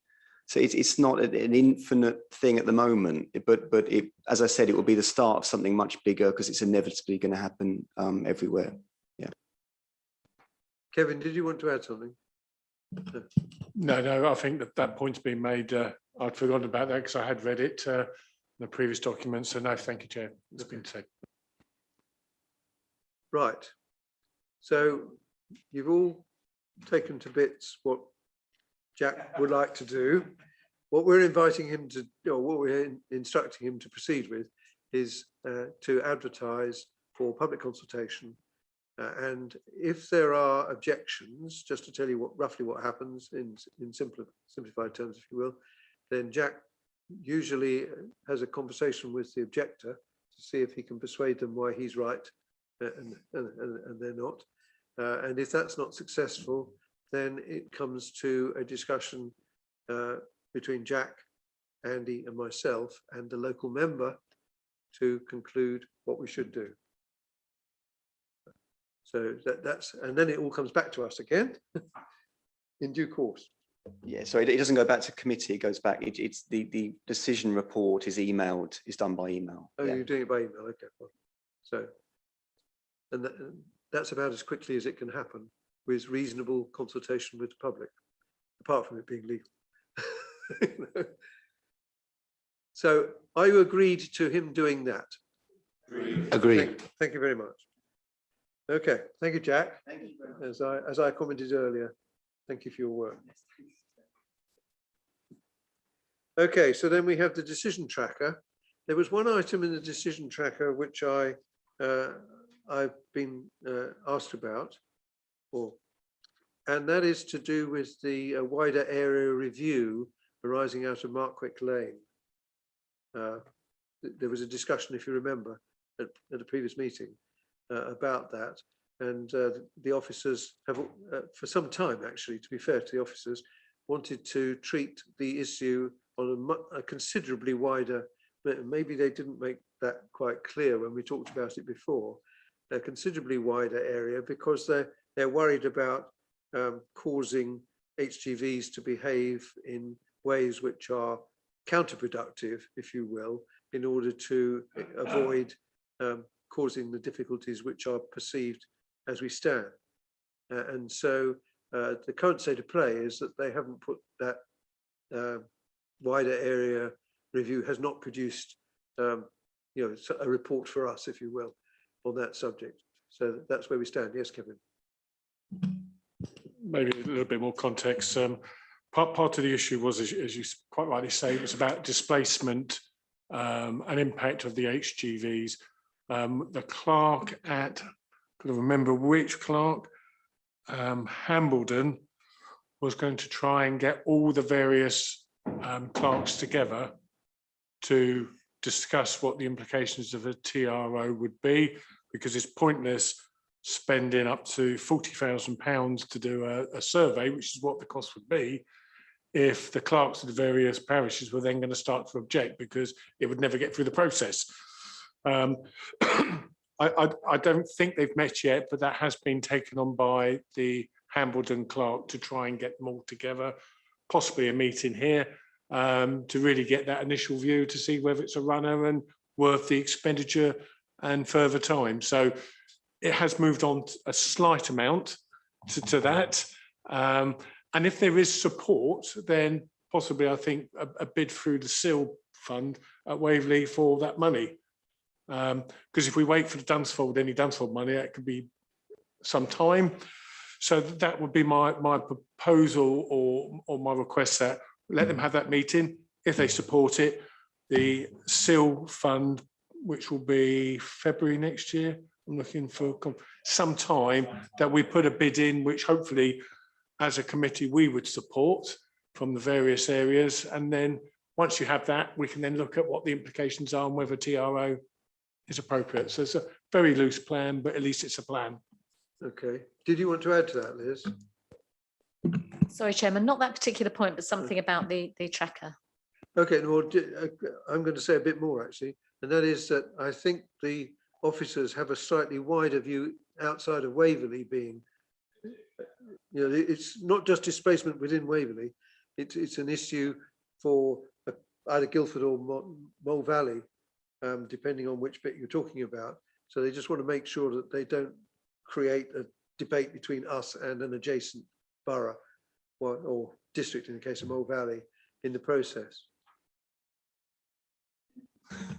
Yeah, I mean, otherwise, if we're not careful, we'll be consulting with the Greater London area, and this will never get done. No, I agree. The meeting here was about the parishes that were immediately impacted could be. I understand. So I absolutely agree with you. And I think that's quite right. You know, that needs to come first, and then, but we should at least advise the other people what's, yeah, something like that. Liz. Thank you, Chairman, and I totally support what Councillor Deans has just said. I just wondered with regard to the tracker itself, I know that at Surrey they're doing the rural speed road review, you know, and looking at potentially whether or not speeds can be reduced on our rural roads to say 40 miles per hour. I just wondered, there is part of that area that is within Waverley, and I just wondered whether or not that would be on the tracker or whether or not it would not be appropriate. It's just a question. Thank you, Chairman. I think it would be better to make a formal question to the next meeting. And if you make it early, then, you know, a discussion can take place before we get to that next meeting. Is that okay? Okay, Paul. Yeah. Thank you, Chair. Regarding item 4 on the tracker, this was Councillor Rivers and I requesting signage to be explored at the junction at Brighton Road. The note in the tracker is that the Road Safety Working Group is now due to look at the junction shortly, and that was, I presume, following the comments in March 2021. I think it wouldn't be remiss of me at this point to ask for an update in November as to whether they did anything, certainly whether they actually convened to do this. And I would just secondly like to ask, in terms of exploring other 20-mile-an-hour either specific areas, or I think as some of us in Godalming would like to, particularly, and I know Councillor Rivers has the same view as me on this, looking at the idea of entire zones that cover either whole divisions or large parts of whole divisions, or in some cases 2 divisions. What is the process for us kicking that off to be explored here? You mentioned that, and certainly Councillor Dean has mentioned as well, about general Surrey policy towards 20-mile-an-hour areas, or perhaps even zones. Not just 20, any speed limit. Any speed limit changes. What order and time frame are these coming down the pipe? Because at the moment, we've got a vague idea that they're coming, but we don't know when and in what order. Sorry, Chair, didn't we ask for this at the last meeting? And that's, I think I asked Kevin, for that is exactly where I go back guide. to, because not only did you ask for it, I also asked for it when I agreed with you. So I mean, what are you expecting? Right. So I was expecting an item 5 that had some kind of timeline or structure for the consideration of 20-mile-an-hour areas or zones in other parts of Waverley. Yeah, and I believe the discussion last time indicated that Cranley was going to be one of the first ones, and it prompted Kevin and then me to ask, what's the process for this happening? So my request would be, other than item 4 requiring an update, item 5, a new action formally recorded, would be that we would like to see the timeline, the time frame and structure for the bringing forward of other 20-mile-an-hour zones right across Waverley. So that should be in the form of a request from us. Yes, to the portfolio holder, and that would be my request, and I imagine several of us here would be in favour of it. But yeah, okay. I think what you're asking for does make a lot of sense.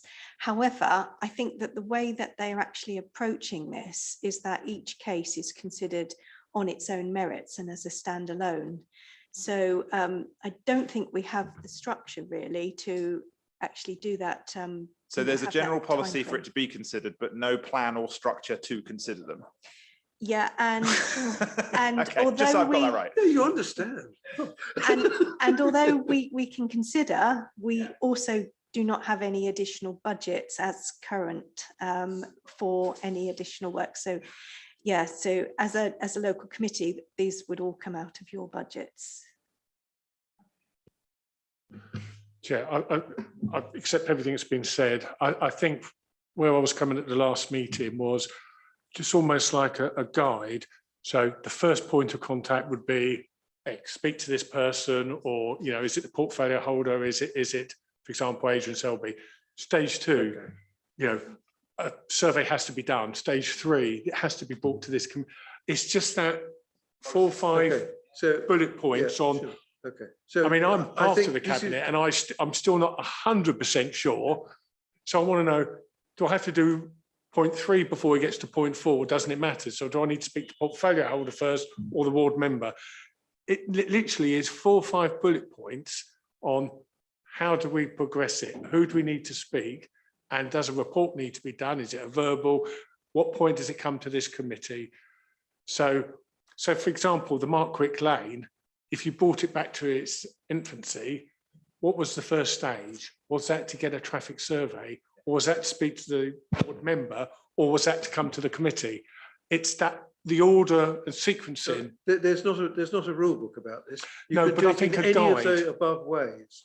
Actually. But it's the guide which will be the best way, because I'm still confused on Markwick Lane. I'm sort of doing the bits I am, but I'm not sure what point this committee should be getting involved. I think it's horses for courses, actually, but there are 2 ways. But what you need to do is to get to the point where a response, formally or informally, comes from Adrian Selby, as things stand. I'll use that terminology, as to how to process it. You know, so for example, in Markwick Lane's case, there is a requirement, which actually, when I thought about it, had been discussed before a couple of years ago, for a wider area review. And so, in reverting back to that, because that had been slightly poo-pooed at the time, that now they're perhaps realizing that that's necessary because of displacement, as we discussed earlier, or you discussed earlier. And so when that arose, then that said, you have to go down this path. But I think in the first instance, you've got 2 choices. You can either discuss it with Adrian Selby directly, the county councillor can go to Adrian Selby directly, or alternatively, you can bring a motion or a question, formal question or a motion to this committee to get a wider support. It depends how much support you think you'd get from people in other areas for any particular proposal. So I think those are the 2 choices. That's how you get it on the table. As I say to my parish councils, the issue is, how do you get things on the table? And how you get things on the table depends partly on your feel for how other colleagues might react, and partly how you feel officers will react. And that's a judgment. And sometimes you won't get it right. I mean, sometimes I don't get it right. So, but the important thing is get it on the table somehow. And the earlier you get it on the table, the better. Does that make sense? It does, Chair, but I think when we're trying to get a feel for something, we're creating a system. Actually, we should have a system for this committee. It might be either speak to the, you know, Adrian Selby, or speak to your colleague. It's all a bit up in the air for me.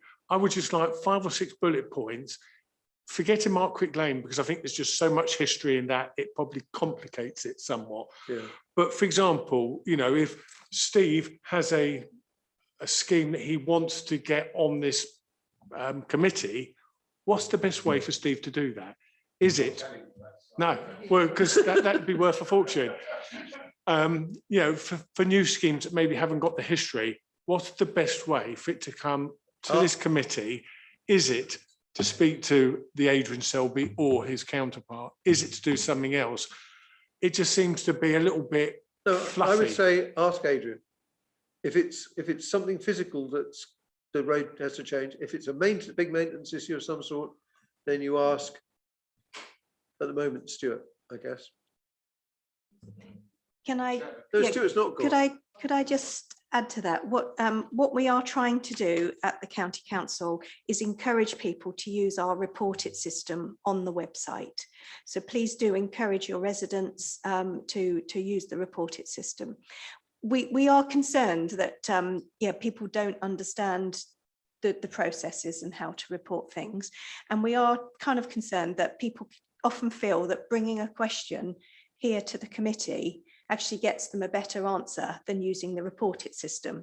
So we're trying to direct everyone to use the report it system first, get that initial answer, and then they can follow up with recourse with questions and eventually petitions. But in an ideal world, you report it first, get the officers' initial views, then ask a question here, and then your ultimate is your petition. Hang on. Just briefly, I mean, as Kevin mentioned it, I'll tell you what I'd do actually. I'll give you a direct answer. I would speak to the portfolio holder and cabinet member. I would speak to Adrian Selby. I would bring a motion, petition and questions here. I would get residents who I thought were in support to do exactly the same, because I take your point, you see, Chairman. My experience, for what it's worth, is that get it on the table and get it on the table as often and as frequently as you can. I'm sorry that's contrary to the advice that you're giving. I'm just trying to give my experience as to how you do these things. And I don't want 7 bullet points to tell me how to do it. No, so Mark's next.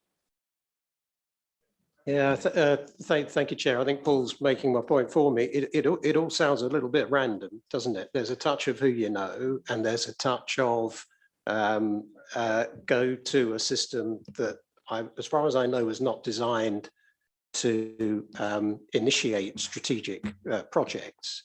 So I'm a little bit confused, and I'm dreading where I'm going to go next, which is Farnham.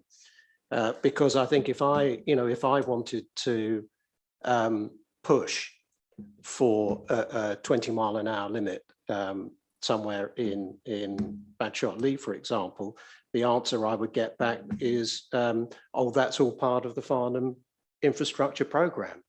And I don't even know who owns that, frankly. And so that to me is another layer of fog over something which I don't think any of us already understand. Yeah, well, Farnham infrastructure is a separate item. Yeah, and you're actually making my point for me. I don't own it. No, well, who does? And what's the point of this committee for any project in Farnham when everybody, including the infrastructure report itself, disclaims actual ownership of what's going on? Okay, interesting. Paul. Firstly, Mark is entirely right, and the Farnham board situation is more complicated because everything will just go to the Farnham board in the great big melting pot, and you'd never see it again. So, I mean, the Farnham one at the moment is an even more complicated version of the same debate we're having here. I think the point I just need to respond to Nikki about is that I would send a resident to that reporting tool to report a pothole, or I'd be doing it for them, depending on or a tree that's fallen across or whatever. There's not, unless I've not checked it recently, there's not a button saying you're a councillor that wants to propose a new 20-mile-an-hour scheme in a small section of your division. I mean, don't get me wrong, if Surrey have gone to that level of granularity, well played in the last 2 weeks, but I don't think it does that. So, I mean, from my point of view, I think I would probably end up playing it by ear and experience as Councillor Coss has done. But, you know, just a vague idea of whether we should be bringing it to the committee first or the cabinet member first. I don't think it's a crazy thing we're asking for here. But we probably also need a separate question that says, what if a member's got something about Farnham that they want to bring up?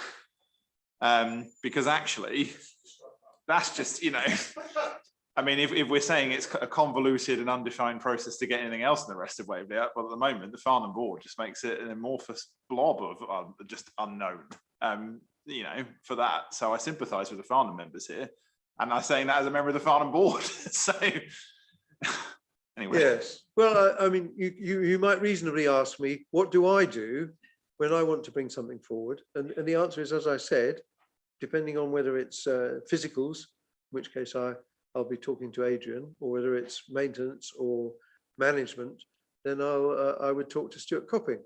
and that works fine. Now, the situation with Stuart is as I understand it, because there's not been a public statement about it, my understanding is that he's got a wider geographical remit than he had before, but he has he's a technical service and not running a bunch of area highways officers. So and that's great, because that's, you know, he is the best guy, particularly on drainage. He's the best guy in the south of Surrey, in my judgment. But for other maintenance type of issues, I understand that's the state of play. Mr. Chair, could I just make a suggestion here? You've teased a number of times now changes that might be afoot, and I'm sure we're all on the edges of our seat. But wouldn't bearing in mind that who we knows may change sometime in the future, wouldn't this actually be a very good time to try and codify a process as to how to actually go about this? Well, you know, it's my view is that county councillors will over time work out who are the right officers to go to about what. To me, I mean, that's reality. I would say codifying it would not help you if you chose, you know, I don't think it would help you particularly, to be honest. Yeah, Liz. Thank you, Chairman. I mean, I have to support Mark in this, and I do really feel that there should be some kind of process.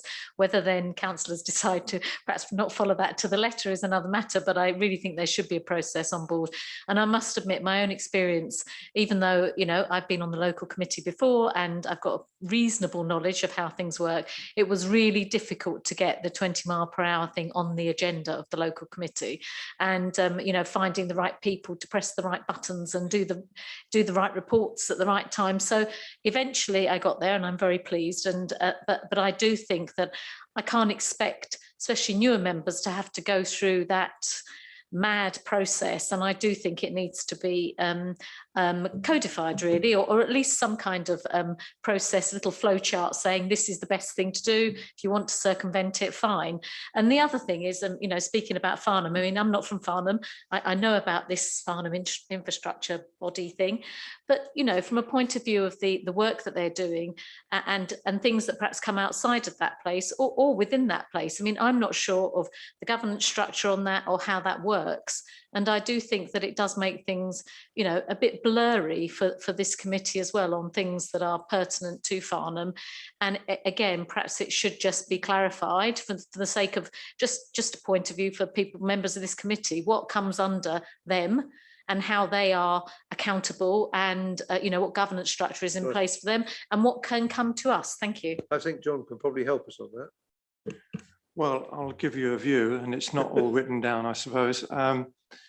I think the Farnham project would take the view that that's a relatively short-term, don't laugh, project that sits on top of all the ongoing business that this committee does, really.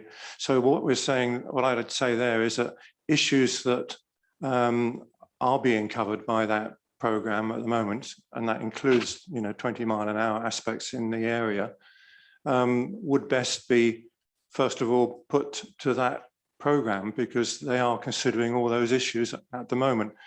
And any member can approach one of the officers on the infrastructure program to, you know, to do that. So that's where most of the feeding in, I think, goes at the moment. And then obviously there's a relationship between that program and the work that goes on here.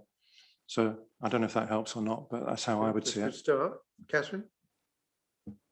So just to cover that particular issue, the Farnham Infrastructure Programme has committed to doing a study in North Farnham. And as Mark knows, I have already sent information to the study team to ask them to look at a wider 20-mile-an-hour zone in North Farnham. I have had no response to that request, but the request has been made.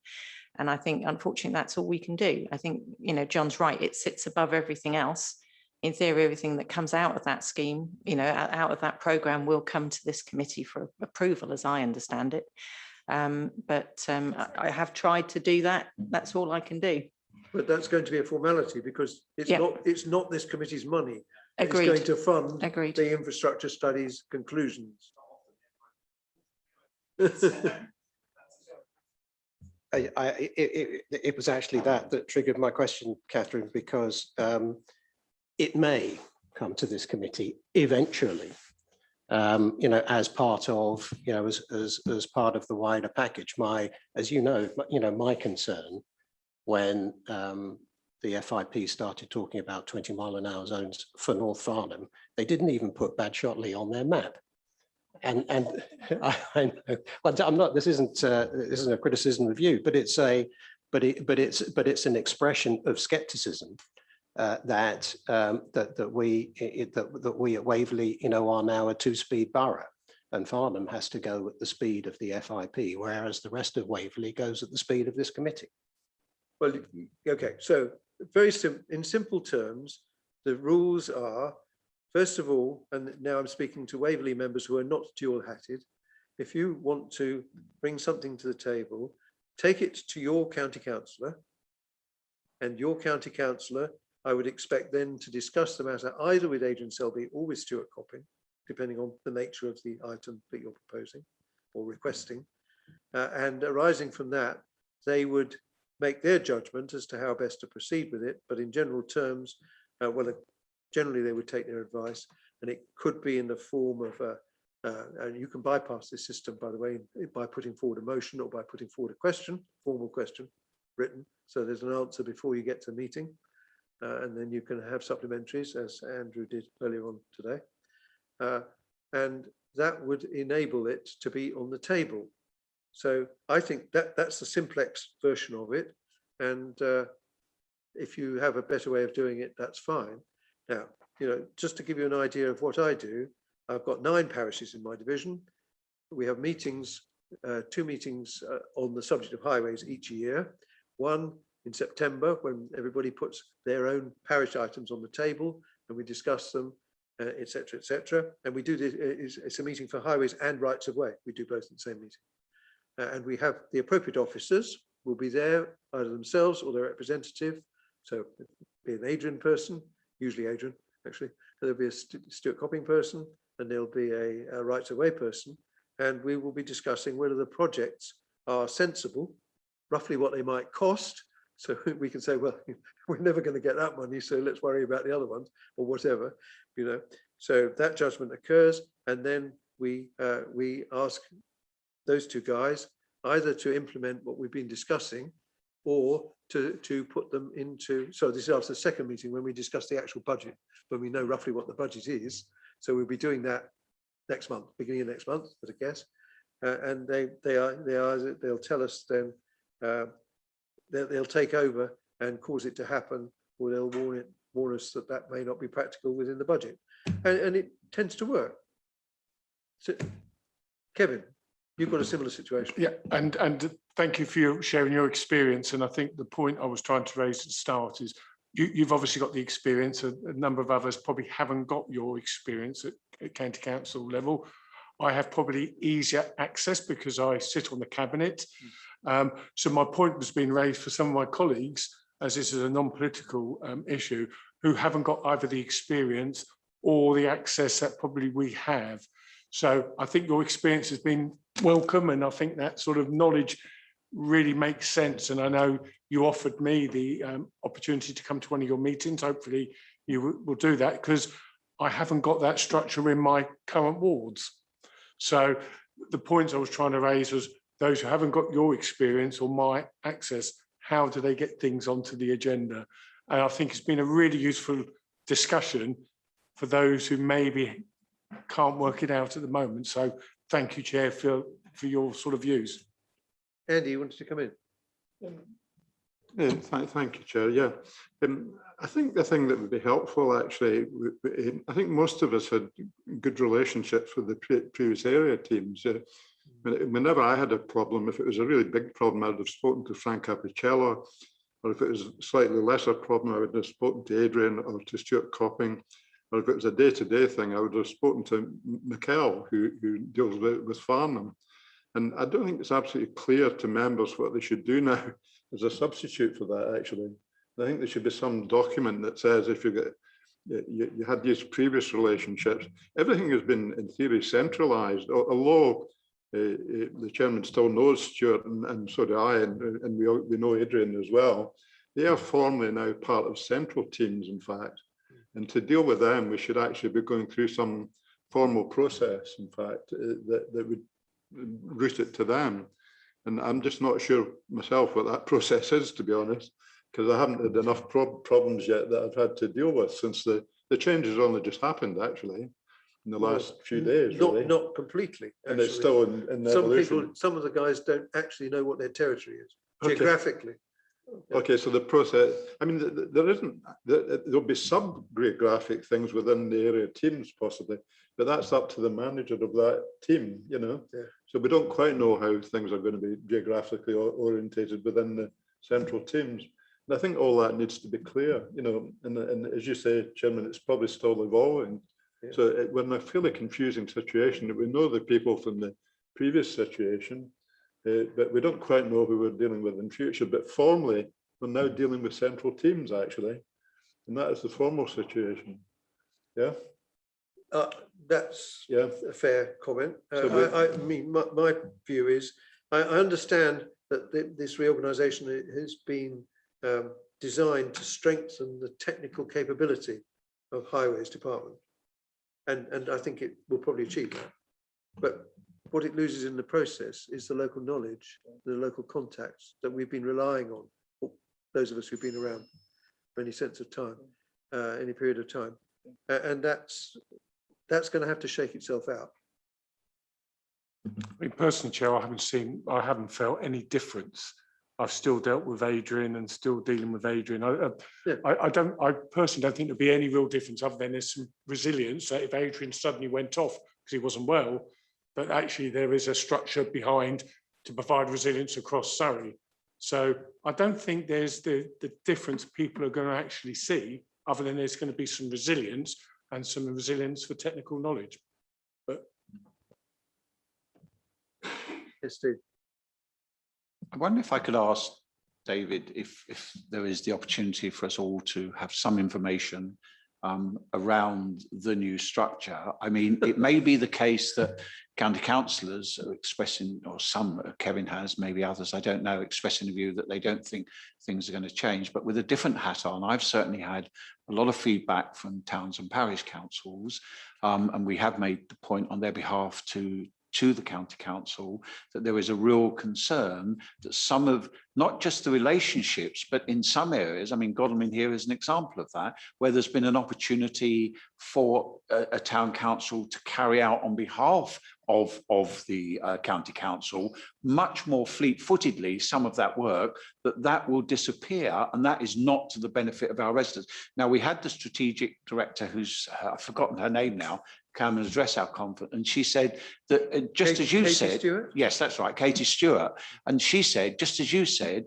that there was a need within the resource base they have to improve their strategic base.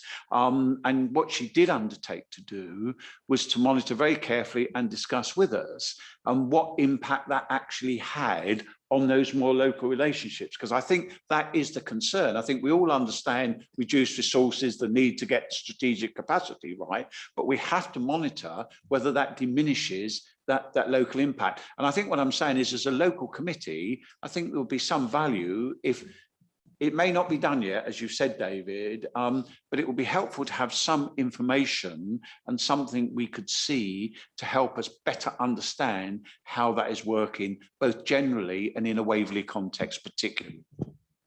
Andy. Thank you, Chairman. I have to say, I don't really quite agree with what Kevin's saying, that if you compare the current situation with the previous one, we used to have an area manager who used to attend these meetings. We haven't had an area manager at the last two meetings. There's no one fulfilled that role. And Frank was the person we used to deal with in terms of what we did with our allowances. Who's going to do that now? We don't know that. In terms of people like Stuart and Adrian, yes, they're very good people and they'll still talk to us and work with us. But Stuart's going to retire sometime early next year, by the way. So he will be gone from about, next spring, approximately, as I understand it. And one thing we've definitely lost is the local highways officer who dealt with all the day-to-day problems. We had Michael in Farnham was an extremely good guy with a tremendous work ethic, and we all knew him. And all local small problems you deal with directly with Michael. We now have to register these problems with some central body, and we'll be told who's going to deal with it. And we don't know what that is. I don't know what that is. I can probably find out, actually. But it'd be nice if somebody produced something and said that this is what you now have to do. Yeah, and they haven't done that yet, because as I think the chairman's saying, there's still to some extent that the new managers of the various things, including Frank, they've got to work how these central teams are going to work, and whether they're going to have an area bit within it. And maybe they will, maybe they won't. But when an evolving situation, I think it's important that they fairly quickly make it clear to the members what they should do. You know, when they previously dealt with the area managers and the area teams, there is some formal process and process. You can always go to the councillors, the members helpline sort of thing, and they will ultimately direct you to something or other. But that's a pretty bureaucratic process compared with just being able to phone up Michael and say, I've got this problem, can you help me with it? A tree's fallen over or something. And he would have done it, as he did recently when Jerry and I dealt with a problem. If something like that happens now, I wouldn't quite know what to do or who to talk to, other than phone up the councillor helpline and say, can you tell me who should be helping me deal with this problem? I'm in the same position. I don't have a community highway officer right now. So there are things that we need to resolve pretty quickly. I mean, the new system might be better, and we've got to give it every chance of succeeding. Of course we do, but they need to make things a lot clearer, quicker, in my opinion. Thank you, Chairman. So, yeah, go on. And I was just going to say, perhaps the chair might wish to invite the portfolio holder and the senior officer to just come to this committee and explain the structure. Well, I have to say that actually I should have done that 2 weeks ago, perhaps, because I didn't realise it was going to last this long, because I suspect that we will know by the time we get to the next meeting. I hope, but I mean, but we'll press for the information one way or another. Yeah, go on. Yes. Thank you, Chairman. I have to concur with Andy about this. As a relatively new person to this board, I'm finding it very difficult to find out who actually is in what role and where to go to. And actually, I would be very happy if we had a memo sent to us to say, these are the people and this is how you get something through. Because I have questions all the time, like a 20 mph a zone, they're wanting Green Lane in Farnham. It's included, it's not included in the Farm and Infrastructure Board, but where do I push it through? So I would like some help on this. Thank you. Yeah. Well, of course, there isn't an answer at the moment. It's a simple answer. And I was not supportive of this rearrangement because, you know, I think when it's settled, it will work fine in the towns. So if you're from Farnham or Godalming or Hazelmere or I count Cranley as a town for this purpose, you'll probably be okay. But it will. My view is that it will not work in the rural areas. It'll really work against the rural areas. Big problem. Yes, go on. Thank you. It is about what you were saying about the major 20 miles an hour, but it is as well what Councillor Costa is saying.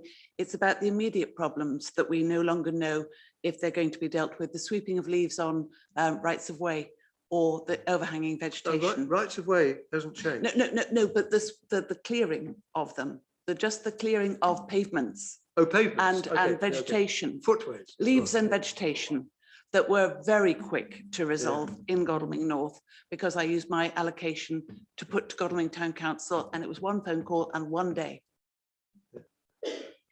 No, quite. And that's what localism does for you. Yeah.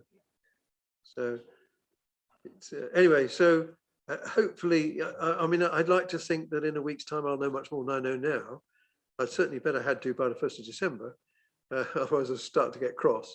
But right now, I can't answer most of your questions because it's not clear what the answer is. So, but it will have to be clarified, otherwise everything will fall apart, you know. So hopefully we'll sort that out. But thank you for all of your comments. That's all Chris to the mill from will enable me to badger the right people a little bit more.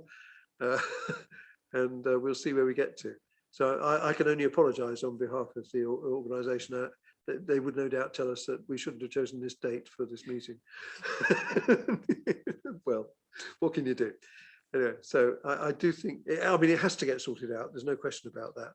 And because, you know, the one thing that almost every member of the public, well, it gets across about is the roads. It's as simple as that, isn't it? So everybody's an expert as well, by the way. Never forget that. Everybody over 18 is an expert on this. The younger ones don't need it because they can do it all through net, can't they? Yeah, so thank you very much for that. Was there anything else that anybody wanted to raise under the decision tracker? No, good. Only very briefly, Chairman. I think under the first item, when we ought to note that Pottersgate School has changed its name to Pottersgate School. I think you'll find if you look at it. Okay, fair comment. Thank you. And so the forward programme, I suspect that we probably would like to have something from the portfolio holder for highways. You think that'd be a good idea? Any other portfolio holders that we'd like to get hold of at the same time? Anybody else you're getting excited about? That would do. That's probably enough for one meeting. Yes, Catherine, you were going to say. I was just going to ask whether we could cover the EV stuff in the same meeting as the organisation. So yeah, we could go for an welcome. An EV update. Yeah, would be good across the board. Everything to do with EV. Yeah, that's a good idea. Well, that's probably the two hot buttons out of this meeting. Okay, so we'll put those on, and then the usual format apart from that. Okay. In that case, thank you very much, and thank you for. I mean, you've been extraordinarily tolerant to one another today. It's really, really good. That's not always the case in the local committee for people who haven't been here before. So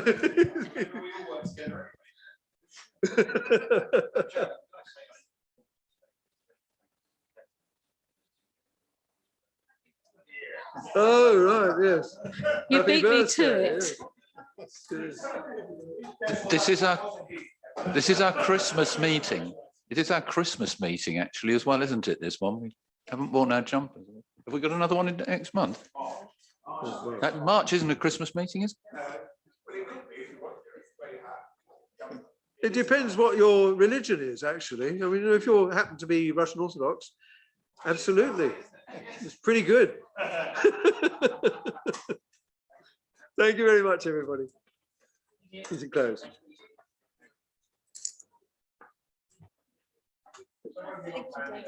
There you go.